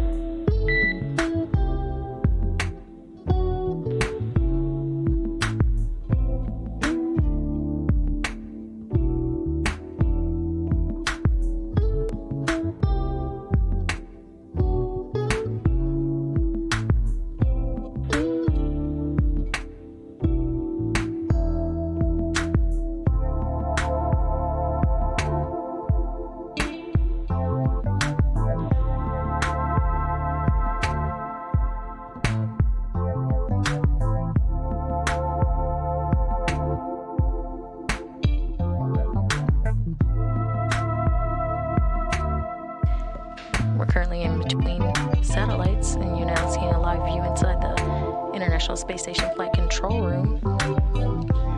Once we have views Dragon back, SpaceX on Dragon to ground. No response required for your awareness. We'll be clearing the RGPS-1 alert shortly.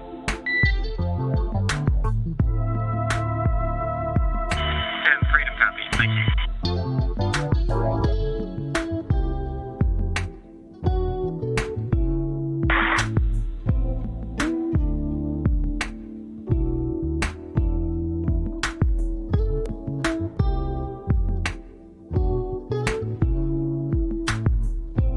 SpaceX, Freedom on cabin mic, contract.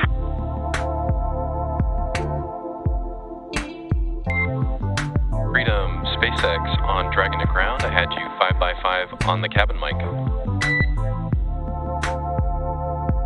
Copy, thanks.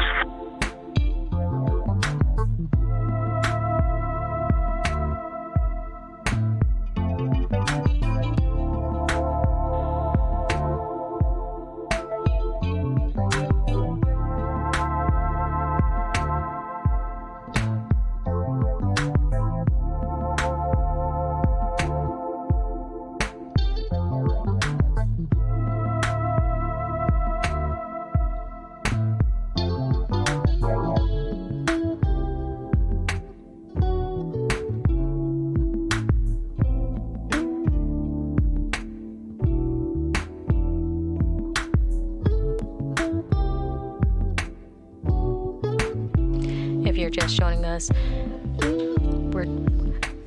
we have live coverage as we just watched as Crew Dragon Freedom docked to the International Space Station at 6:37 p.m. Central Time while flying 261 statute miles over the central part of the Pacific Ocean.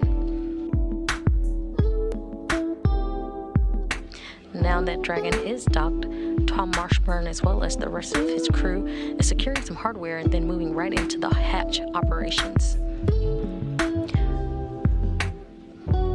First, he will open the large hatch at node 2 zenith, giving them access inside the pressurized mating adapter. Then we'll have to pressurize the vestibule, which is that small space between the hatches on Dragon and the space station. This was previously exposed to vacuum prior to docking, and we will need to fill it with air and make sure its pressure is nearly equal with the atmospheric pressures on Dragon and the station. Marshburn will use a small valve on the station's hatch to slowly introduce air into the vestibule. Flight controllers here in Houston will monitor the pressure and the temperature readings inside and verify that everything is leak-free before we get ready to open up the hatches. We expect this to take about 2 hours to get everything pressurized and checked out before we open the hatches. With Dragon's hatch currently targeted to open a little bit after 8 p.m. Central Time. Following hatch open, the crew will configure Dragon for an on-orbit ops and get a safety briefing. A few hours after that, Russian cosmonauts will wake up to begin their day, which will include a spacewalk. They will also have welcoming remarks with the 4 astronauts.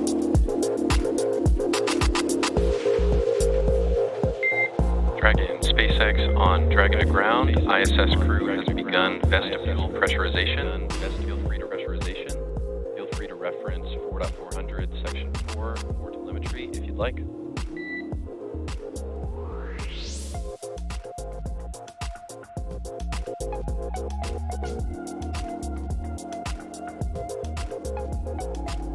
And Freedom copies this work.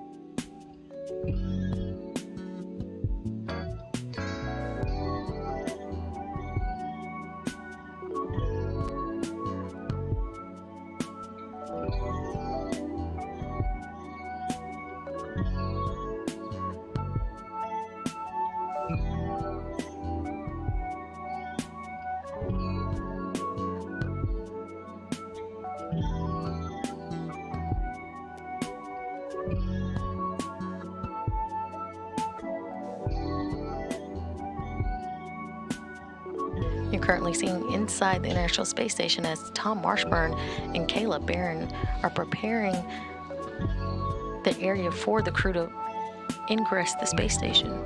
They're currently removing baggage and stowage area out of the way so there's more room for the crew to float through.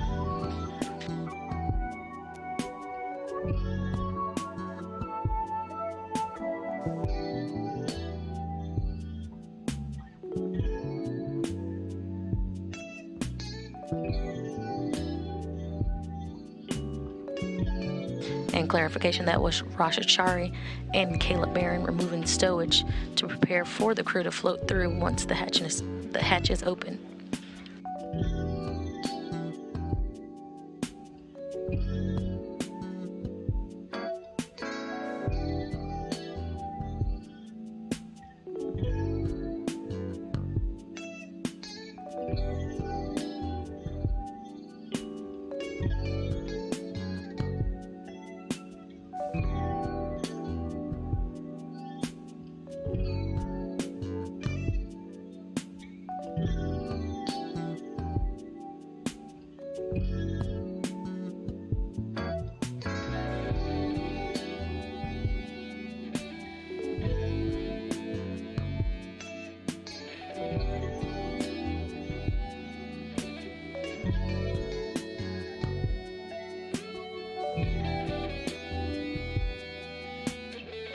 Now docked, Tom Marshburn, current station commander, is now securing some hardware and moving into the hatch operations.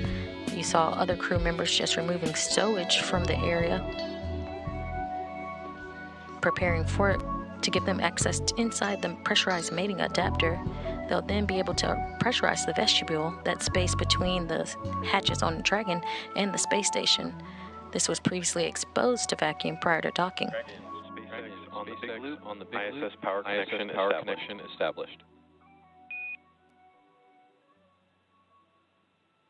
Freedom copies.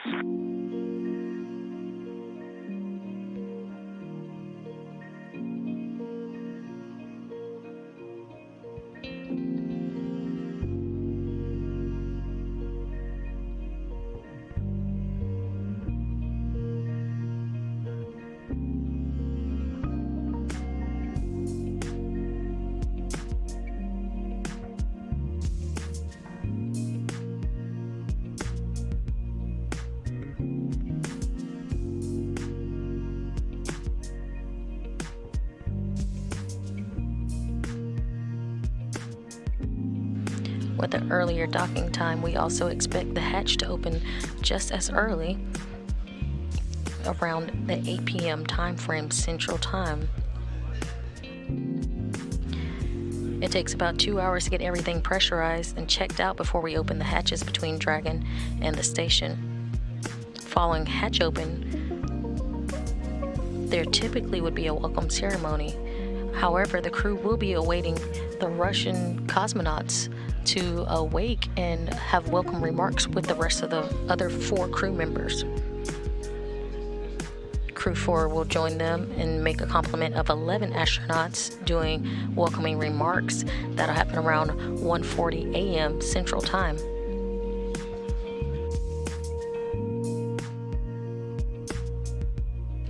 Currently on station is Crew 3 astronauts. That's astronauts Caleb Barron, Rasha Chari, Tom Marshburn, ESA or European Space Agency astronaut Matthias Maurer. Also aboard the space station is Russian cosmonauts Sergei Korsakov, Oleg Artemyev, and Denis Matveyev.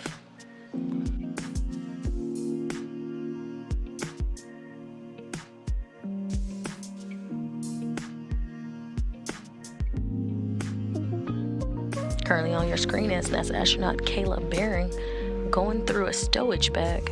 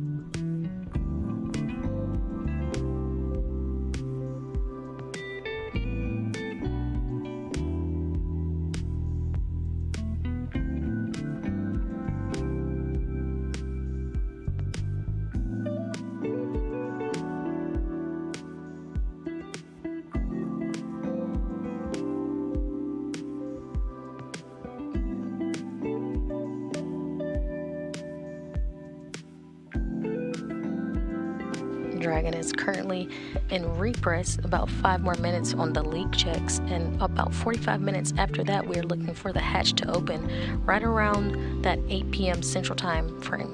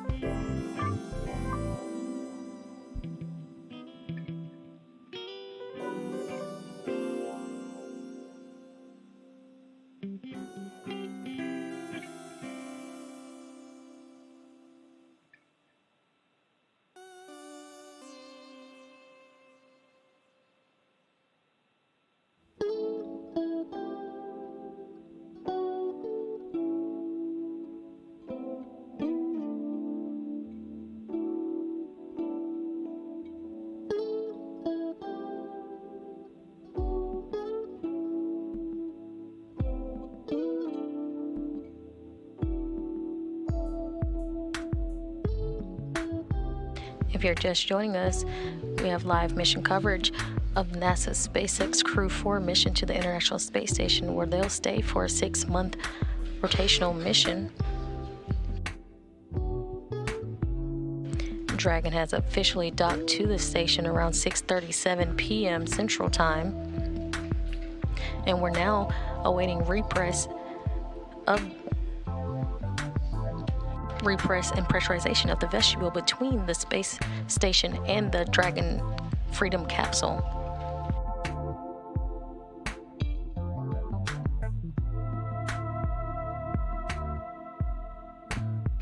Flight controllers here in Mission Control Houston are monitoring the pressure and temperature readings inside and verifying that nothing's leaking before we get ready to open up the hatches.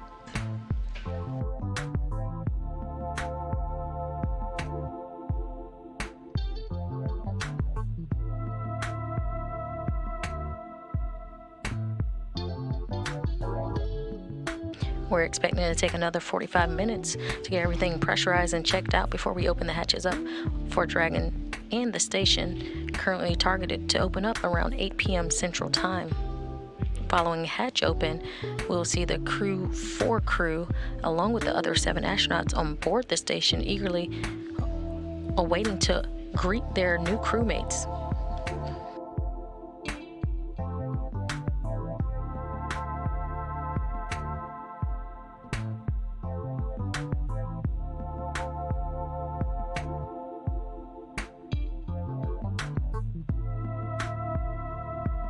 Post-hatch open, that will end our coverage today, but we'll actually come back on air around 1:40 a.m. Central Time to see the crew welcome remarks, where Crew 3 astronauts, NASA astronauts Kayla Barron, Rasha Chari, Tom Marshburn, ESA astronaut Matthias Maurer, and Russian cosmonauts Sergei Korsakov, Oleg Artemyev, and Denis Matveyev all greet and welcome each other aboard.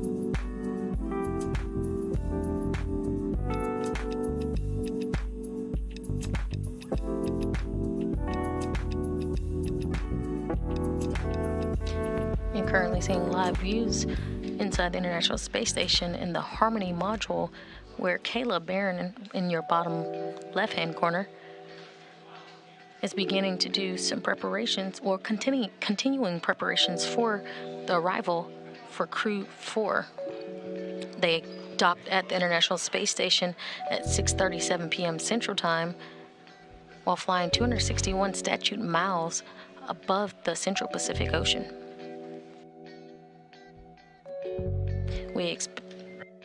Dragon, SpaceX on Dragon to ground or status?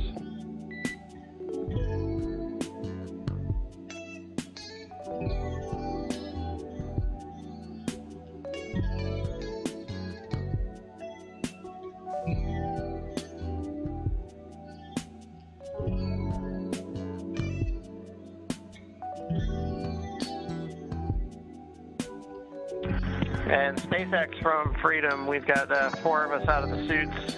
We are continuing through the 2 procedures, 4.012 and 4.400. And you are welcome to come back on board if you want. Okay, copy all, Farmer. Thanks for the update. A quick update for you. We're seeing indications of a good vestibule leak check. Stand by for more. And we'll bring the cameras back on board. Okay, copy that. And for your awareness, we're about 12 minutes into the suit dry cycle. Copy, 12 minutes.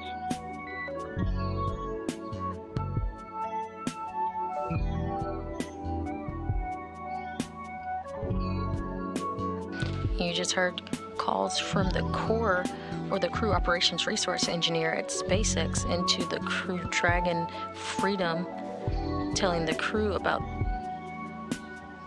a good vestibule check, and the crew reported back that they have doffed their suits, or taken off their suits, and they are preparing for hatch open as well, running through some checks on their side before the hatches can be opened.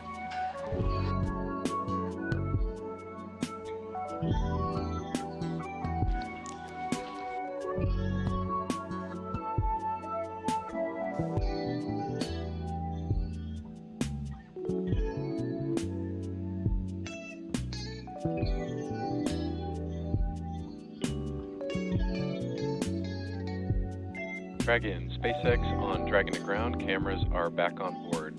We see Jessica's glove.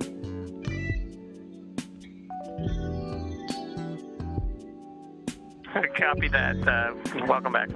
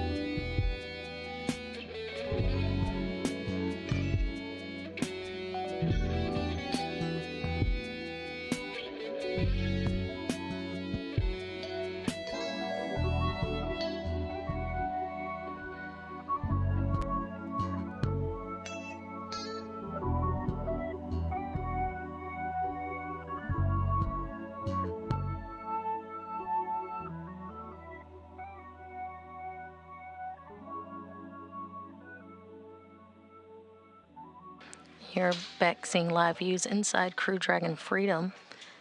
You currently see a couple empty suits still in the chairs as the crew are continuing to do preparations to open the hatch and ingress the International Space Station. We're looking for that ingress to happen around 30 minutes from now.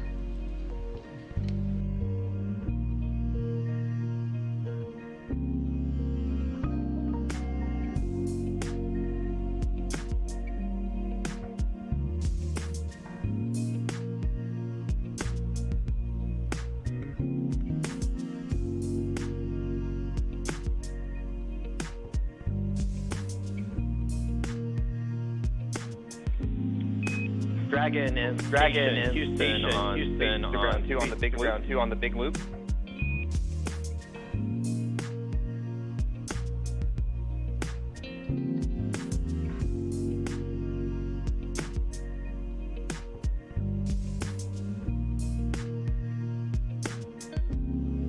Station's listening on the big loop. And Freedom's ready on the big loop. Houston is reconfiguring for hardline comm during the next 5 minutes. You will be down.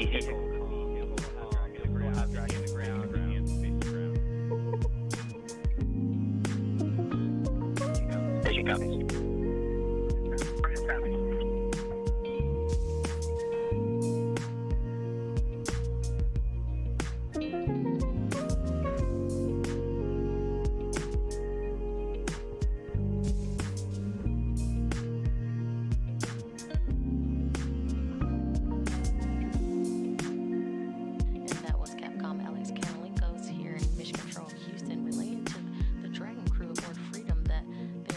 To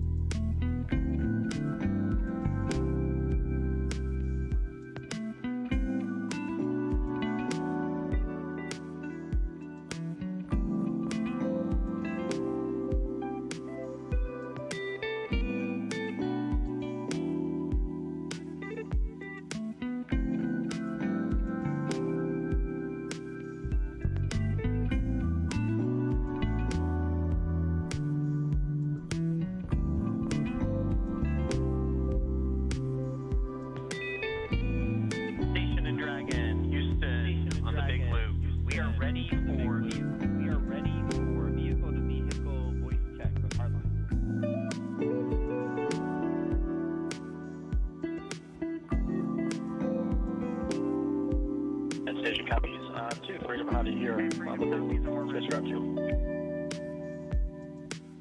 Good Freedom on the Big Loop, ready for voice checks.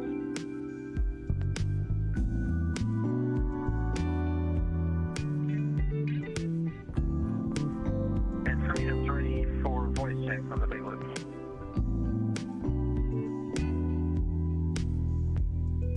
Houston, Freedom, we have you loud and clear on station. Station Freedom has you loud and clear also. Houston copies. Good voice check.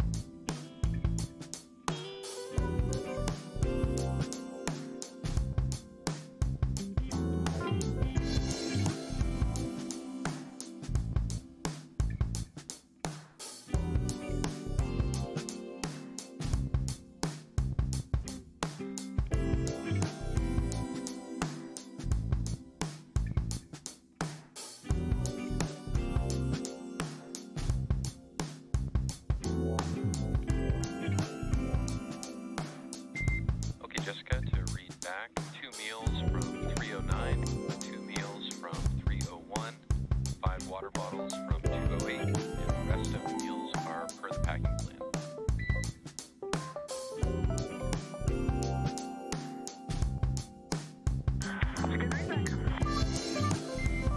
Okay, copy all. Thanks for the report. I want to clarify, does that include the morning meal inventory from a few hours ago?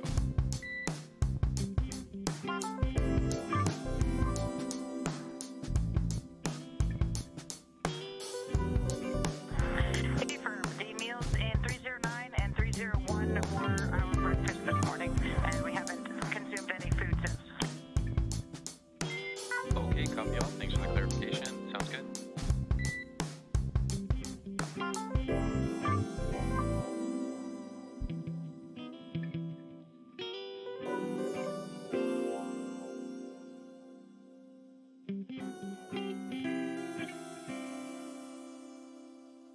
We're currently in a brief handover between satellites.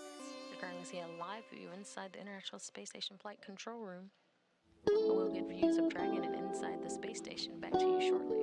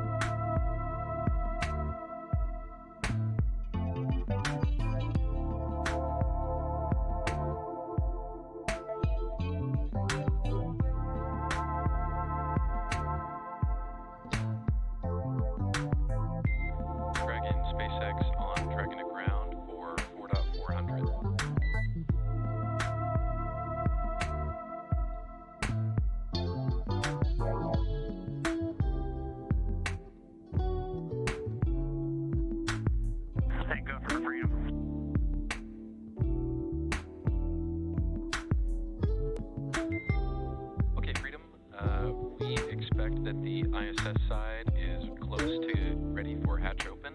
We're hoping you can step into Section 5 of 4.400 for the waste system flush, and we will stand by for a report on which water bottle you intend to use for that task.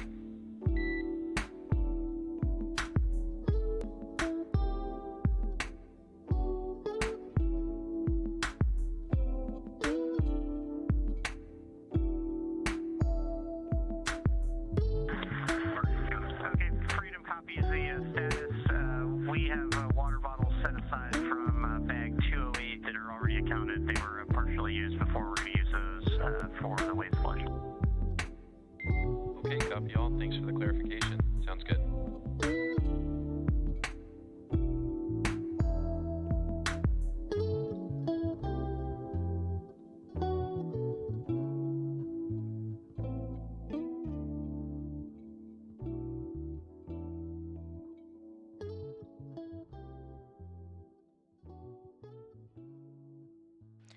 For those of you just joining us, Crew 4 NASA astronauts Chell Lindgren, Bob Hines, and Jessica Watkins, and European Space Agency astronaut Samantha Cristoforetti had a successful launch this morning around 2:52 a.m. Central Time from Launch Complex 39A at NASA's Kennedy Space Center in Florida. We saw Crew 4 on Dragon Freedom dock to the International Space Station at 6:37 p.m. Central Time. We're looking for them to open hatches to let the crew ingress in just about 18 minutes from now. That's 8 p.m. Central Time. We're looking for the crew to be able to ingress, to open hatches and ingress into the International Space Station.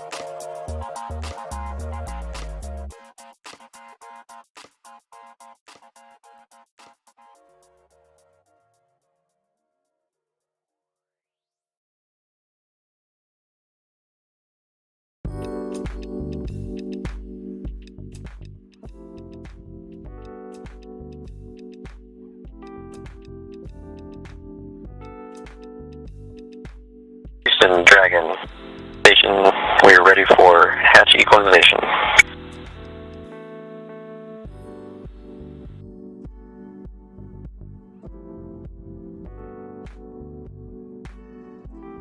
And Dragon copies, we're ready.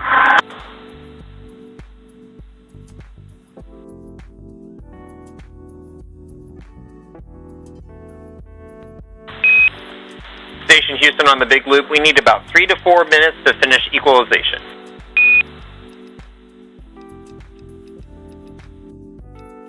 Copies. And Tom, just clarification on that. Your go to equalize, it will take 3 to 4 minutes.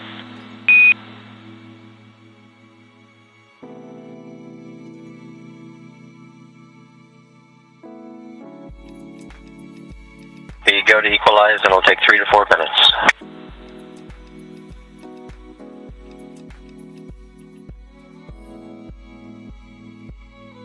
And you're getting live views of Mission Control Houston, where flight controllers here are looking after the International Space Station, which Freedom Dragon just docked to around 6:37 p.m. Central Time.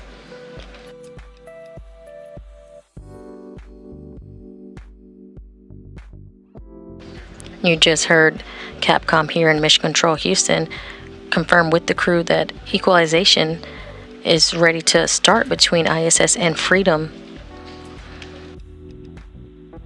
He also let the crew know that it would take about 3 to 4 minutes for that to continue, and verify that the hatch is good to be open between the station and Freedom.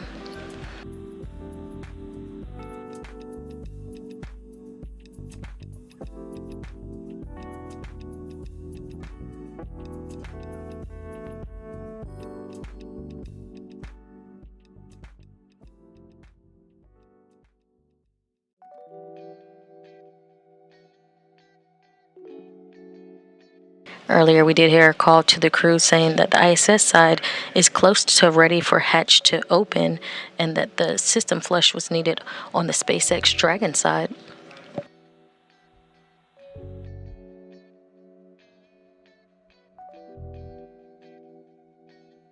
Again, the clock has started from Freedom to the International Space Station for equalization.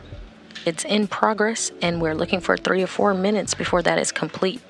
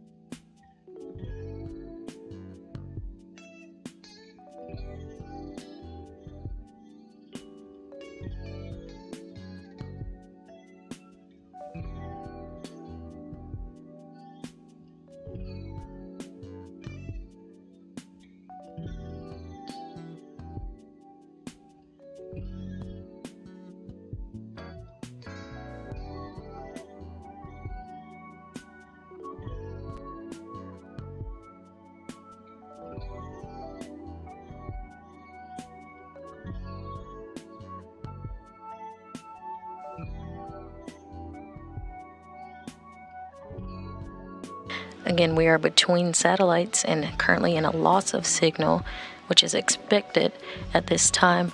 And so we're waiting on views to return from Dragon and the International Space Station. As we wait, we are in the middle of a timer as equalization is underway.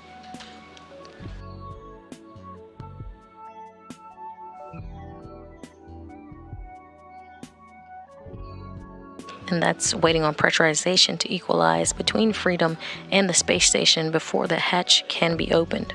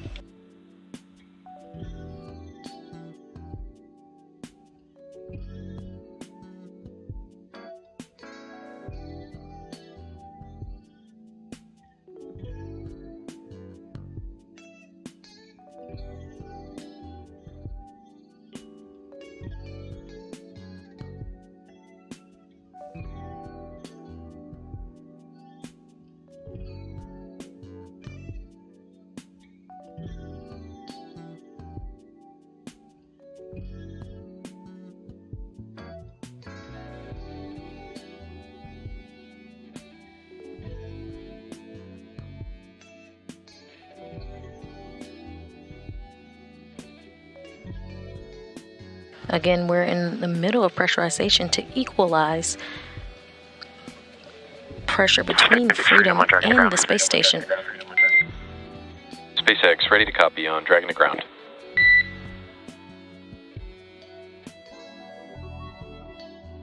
Hey, could you please take the cameras external? We're going to be changing into our phone suits.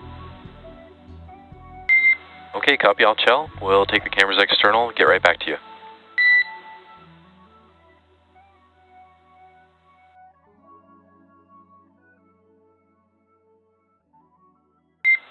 Freedom SpaceX, cameras are external.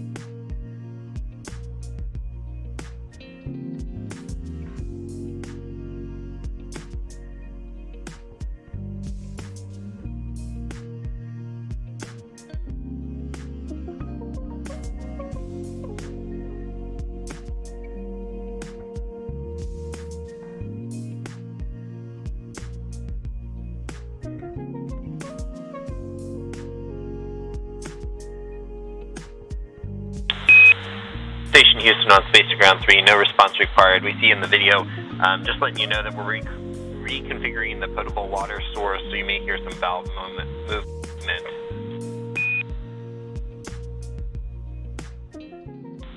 Copy, thumbs up.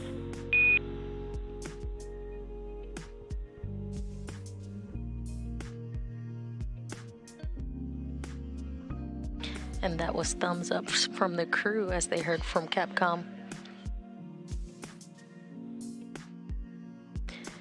And we have good equalization on the ISS and between Dragon and the ISS. As soon as the space craft crew for Dragon Freedom is ready, I'm told that we are ready to have hatch open just here shortly. Again, we're looking for that to happen around 8 p.m. Central Time.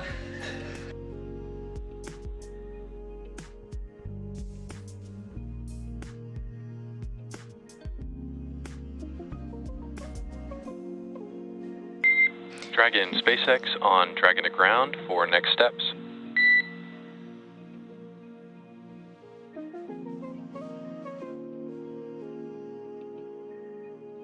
Freedom 30, copy. All right, Freedom. The ISS is ready. Ground teams are also ready for Dragon hatch opening on your go. You have a go to open the forward hatch, and then contact us per step 6.6 of 4.400.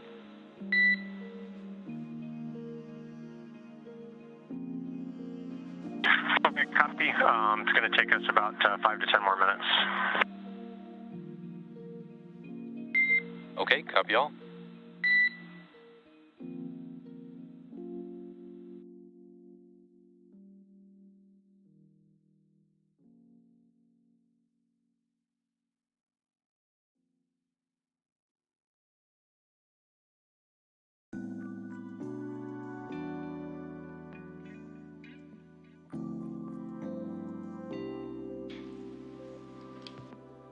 And you just heard from the Crew Operations Resource Engineer, or CORE at SpaceX, telling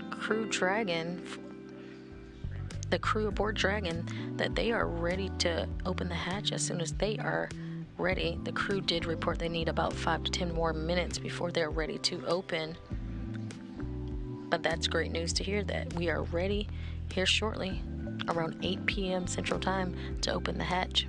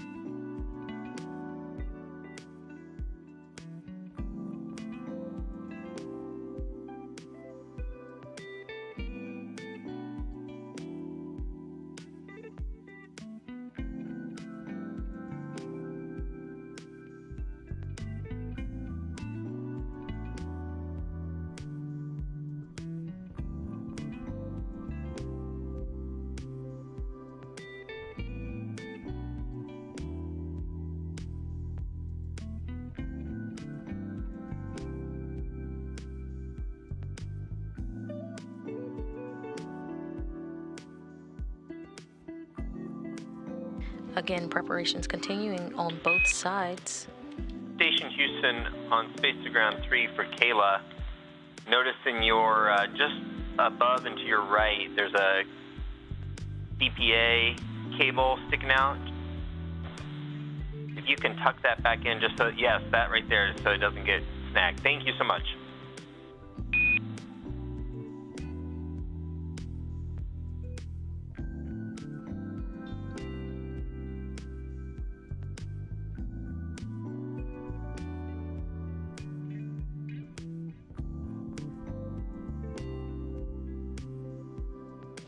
And you just heard Capcom Alex Kanilenkos giving a few checks left to the crew inside the International Space Station to prepare for the ingress of Crew 4.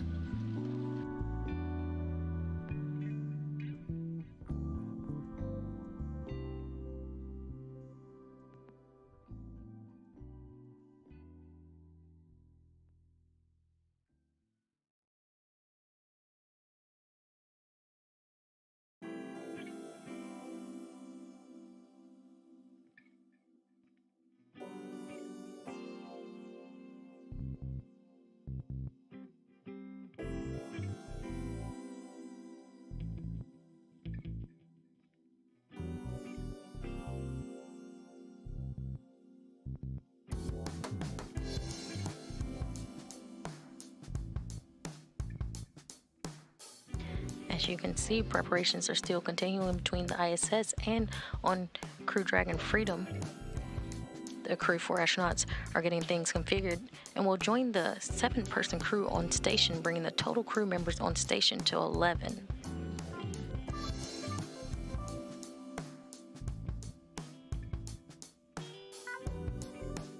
You currently see a view of all 4 Crew 3 members, while the 3 Russian cosmonauts sleep.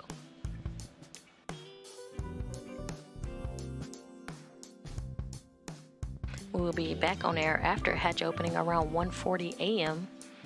and all 11 crew members will be awake for welcoming remarks.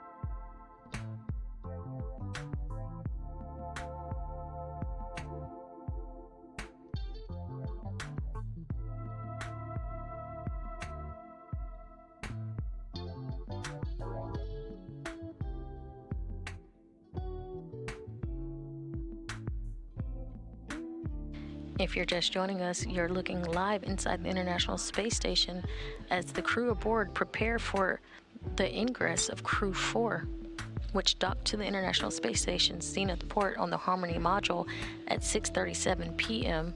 Central Time.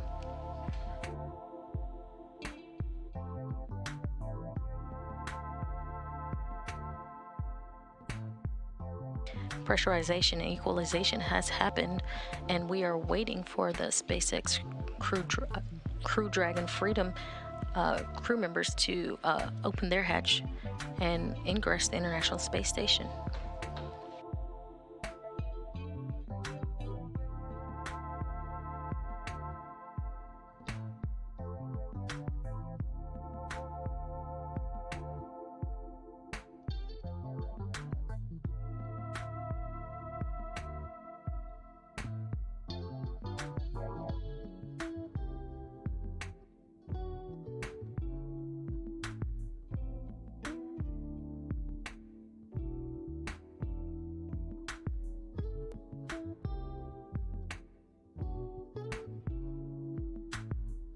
With about a 15 or 16 hour rendezvous to docking, this was one of the fastest, if not the fastest, commercial crew flights to the International Space Station.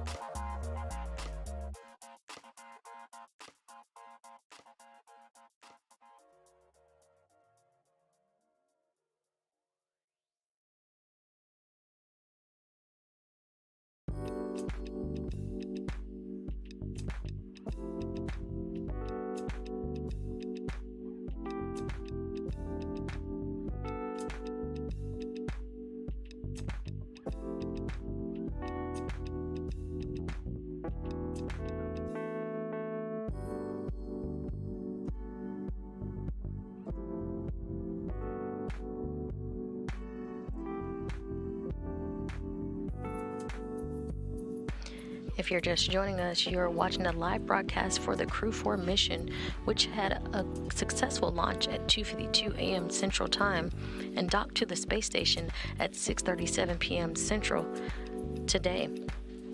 Now we're just waiting for the crew to open the hatch and ingress or come aboard the space station, which will happen shortly.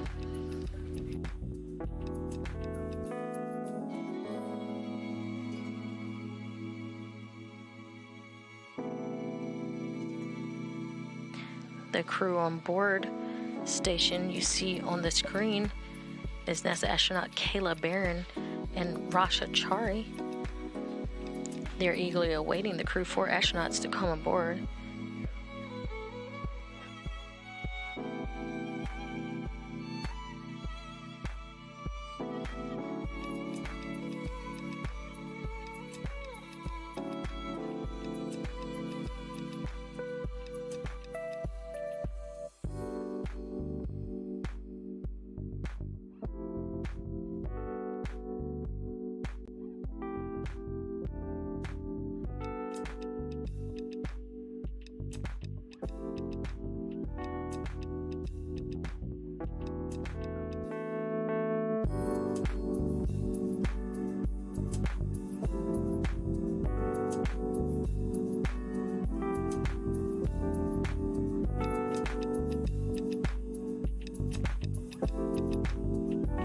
Station, this is Freedom on Big Loop. We are ready for hatch opening.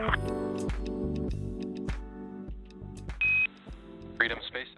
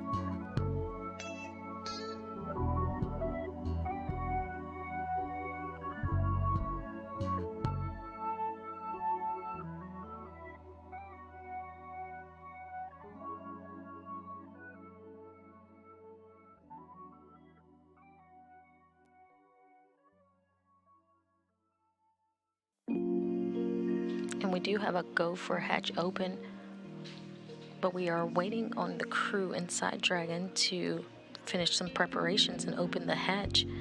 After the hatch is open, it probably will take another few minutes for the crew to ingress the space station and be welcomed to their new home for the next 6 months as a part of the Expedition 67 crew.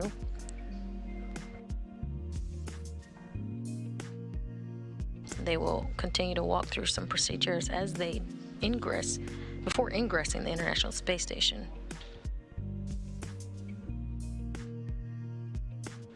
They are looking to install IMV ducting, mixing the air of the space station environment with the air inside the Crew Dragon Freedom. They'll seal some of the IO or lithium hydroxide cartridges that scrubbed carbon dioxide inside the Dragon capsule on the ride to the International Space Station. They'll check some vent valves as well, so they may be just a little bit more time until we welcome them aboard.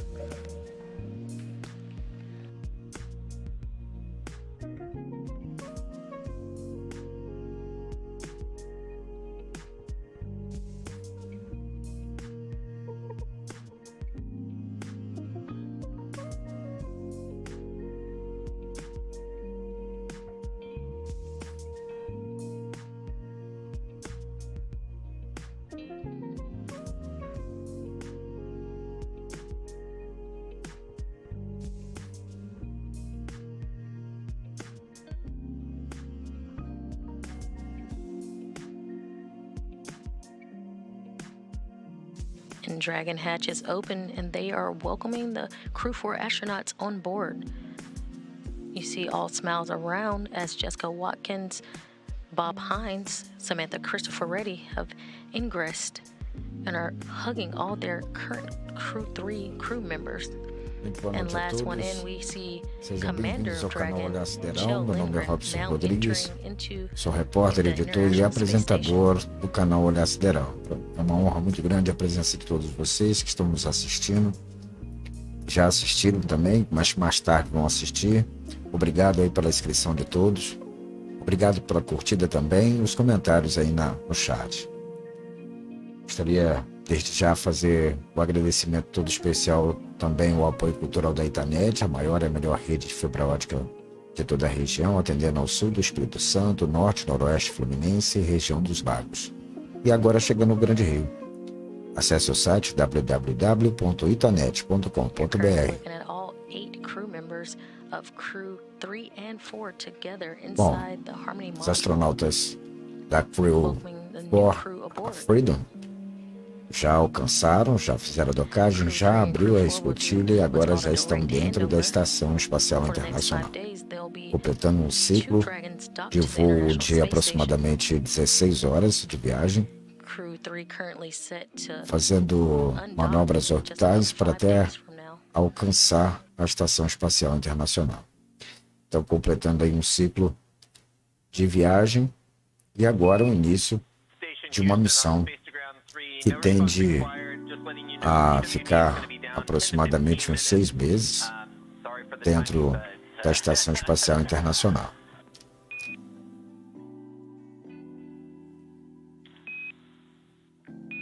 Temos então os astronautas felizes, sorridentes, por conseguirem completar mais essa missão.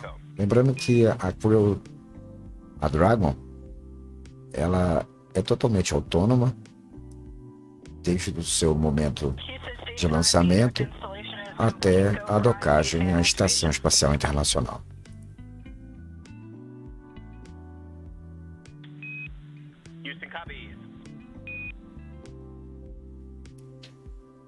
Bom, para relembrar, foi na quarta-feira, hoje, 27 de abril, às 3 horas e 52 minutos, o horário da Costa Leste, 7 horas e 52 minutos, UTC, o Falcon 9 lançou a 4ª missão de expedição científica da Dragon Crew 4 para a Estação Espacial Internacional do Complexo de Lançamento 39A no Centro Espacial Kennedy, na NASA, na Flórida.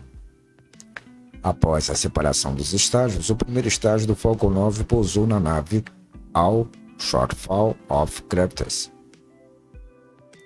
A Dragon já acoplou, nesse caso, automaticamente a Estação Espacial após 16 horas, aproximadamente às 20 horas 15 minutos horário da Costa Leste, 0 horas 15 minutos horário DC de 28 de abril. Durante o seu tempo no laboratório em órbita, os astronautas Pro-4 conduzirão mais de 200 experimentos científicos em áreas como ciência de materiais, tecnologias de saúde e ciência de plantas para se preparar para a exploração humana além da órbita baixa da Terra e beneficiar a vida na Terra.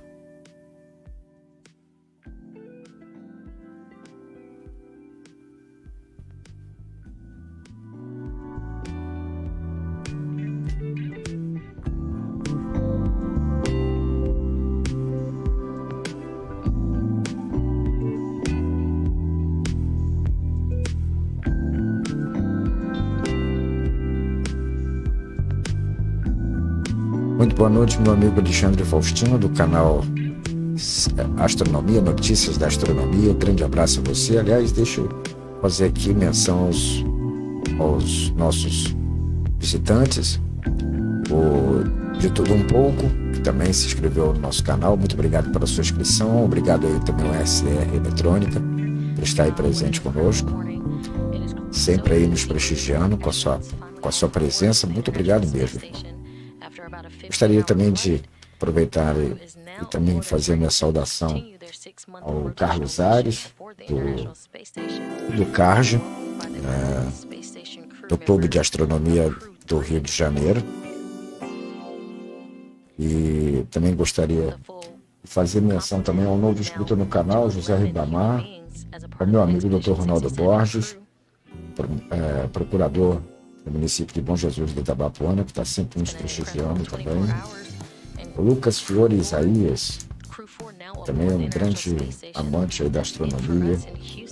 Grande abraço para ele também. Obrigado aí pelas curtidas lá no nosso perfil, lá no Olhar Sideral.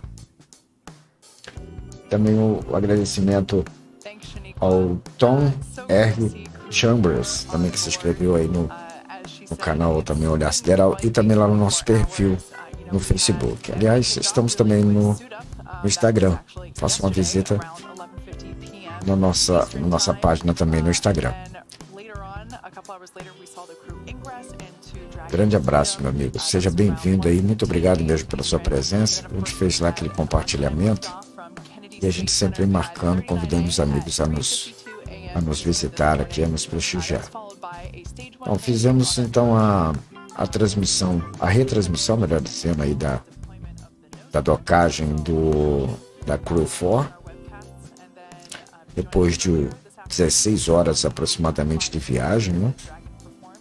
Fazendo manobras orbitais até alcançarem a órbita da Estação Espacial Internacional. Mais um sucesso para a SpaceX, mais um sucesso para a NASA. E agora a gente já fica na expectativa da próxima missão espacial, que já é os preparativos para a construção, né, da nova Estação Espacial Internacional, que isso já é uma grande visão, né? Então, em breve nós teremos aí mais informações. E já vai chegando aí o final dessa transmissão da SpaceX, em parceria com a NASA. Ontem tivemos o splashdown da missão Endeavour, a Axiom Nixon, a Axiom 1, que que tocou, né, o mar na região ali de Jacksonville. Bom, galera, espero que tenham gostado. Todos que chegaram aí depois, mesmo assim, te agradece aí a presença de vocês. Obrigado pela curtida, pelo compartilhamento. Comenta. É muito legal aí o comentário de vocês. Isso gera engajamento aí no nosso conteúdo. Ok? Visitem também o canal do Notícias da Astronomia, sempre com informações da área da astronomia, da ciência e da tecnologia, sempre com convidados de grande relevância e conhecimento na área da astronomia. Então, com essas belas imagens da NASA, da Estação Espacial Internacional, a gente vai encerrando aqui a live de hoje. E agradecendo muitíssimo, muito obrigado mesmo de coração pelas curtidas. O pessoal lá no Facebook também curte bastante. Por favor, visite o nosso Facebook, é só pesquisar Olhar Sideral. Também vamos deixar aqui na descrição do nosso. Deixa eu jogar o fone para cá para pegar o outro retorno. Então, visite lá também nossas redes sociais no Olhar Sideral, no Facebook e também no Instagram. Também estamos no Twitter também. A gente está sempre mandando algumas coisas lá. E também estamos... deixa eu já fazer aqui. Deixa eu ver aqui. Deixa eu tirar aqui, peraí. Acho que agora sim. Muito bem. Deixa eu já passar para outra página. Beleza. Passar para cá que aí já fica legal. Mais uma vez eu quero agradecer o apoio cultural da Itanet, a maior e melhor rede de fibra ótica de toda a região, atendendo ao sul do Espírito Santo, norte e noroeste fluminense, região dos lagos e agora chegando ao Grande Rio. Acesse o site www.itanet.com.br e confira a gama de combos e facilidades, promoções e recursos que a Itanet tem a lhe oferecer. Tem internet 4G, tem sistema de telefonia também 4G, tem proteção de veículos também, tem vários combos de internet, com a promoção agora de 200 MB, instalação grátis, R$ 89,99, Wi-Fi Nitro mais Paramount. Se você quer ainda uma velocidade maior, 600 MB, instalação grátis, R$ 129,99, Wi-Fi Nitro, Paramount, Noguin e Hero. Vale a pena. Você que mora aí na região sul do Espírito Santo, norte e noroeste fluminense, região dos lagos, visite o site www.itanet.com.br e venha fazer parte dessa grande família de itanéticos. Bom, galera, obrigado a todos, fiquem todos com Deus, na fé de cada um, e visitem os canais dos nossos amigos aí que estão sempre nos prestigiando, Ciência, Canal Astronômico, as notícias da astronomia. Tem também os grupos de astronomia também, que é muito legal. Visite então minha página lá no Facebook, meu perfil lá no Facebook, Olhar Sideral, que tem um grupo muito legal de astronomia. Você que gosta de astrofotografia e outros eventos também da área da astronáutica, ciência e tecnologia, visite lá também nosso perfil. E estamos também com uma novidade para vocês, está começando, e é legal isso porque eu acho interessante que é mais uma oportunidade de vocês acessarem lá, www.olharsideral.com.br. É um blog que nós criamos agora há cerca de poucos dias e já estamos postando informações da área da astronáutica, ciência, tecnologia, todas as áreas também da astrobiologia. Vai continuar postando lá. Se quiser, visite o nosso blog, entre na nossa comunidade aqui no YouTube, comente lá, faça sugestão de pautas. Se você também tem um conteúdo, você escreve também, quiser postar o conteúdo nessas áreas, será um prazer, será uma honra muito grande também ter a sua publicação postada no nosso blog. Bom, mais uma vez, para quem não me conhece, meu nome é Robson Rodrigues, sou repórter, editor e apresentador do canal Olhar Sideral. Muito obrigado pela audiência de todos, fiquem todos com Deus na fé de cada um e até a próxima, se assim Deus nos permitir. Tchau, tchau.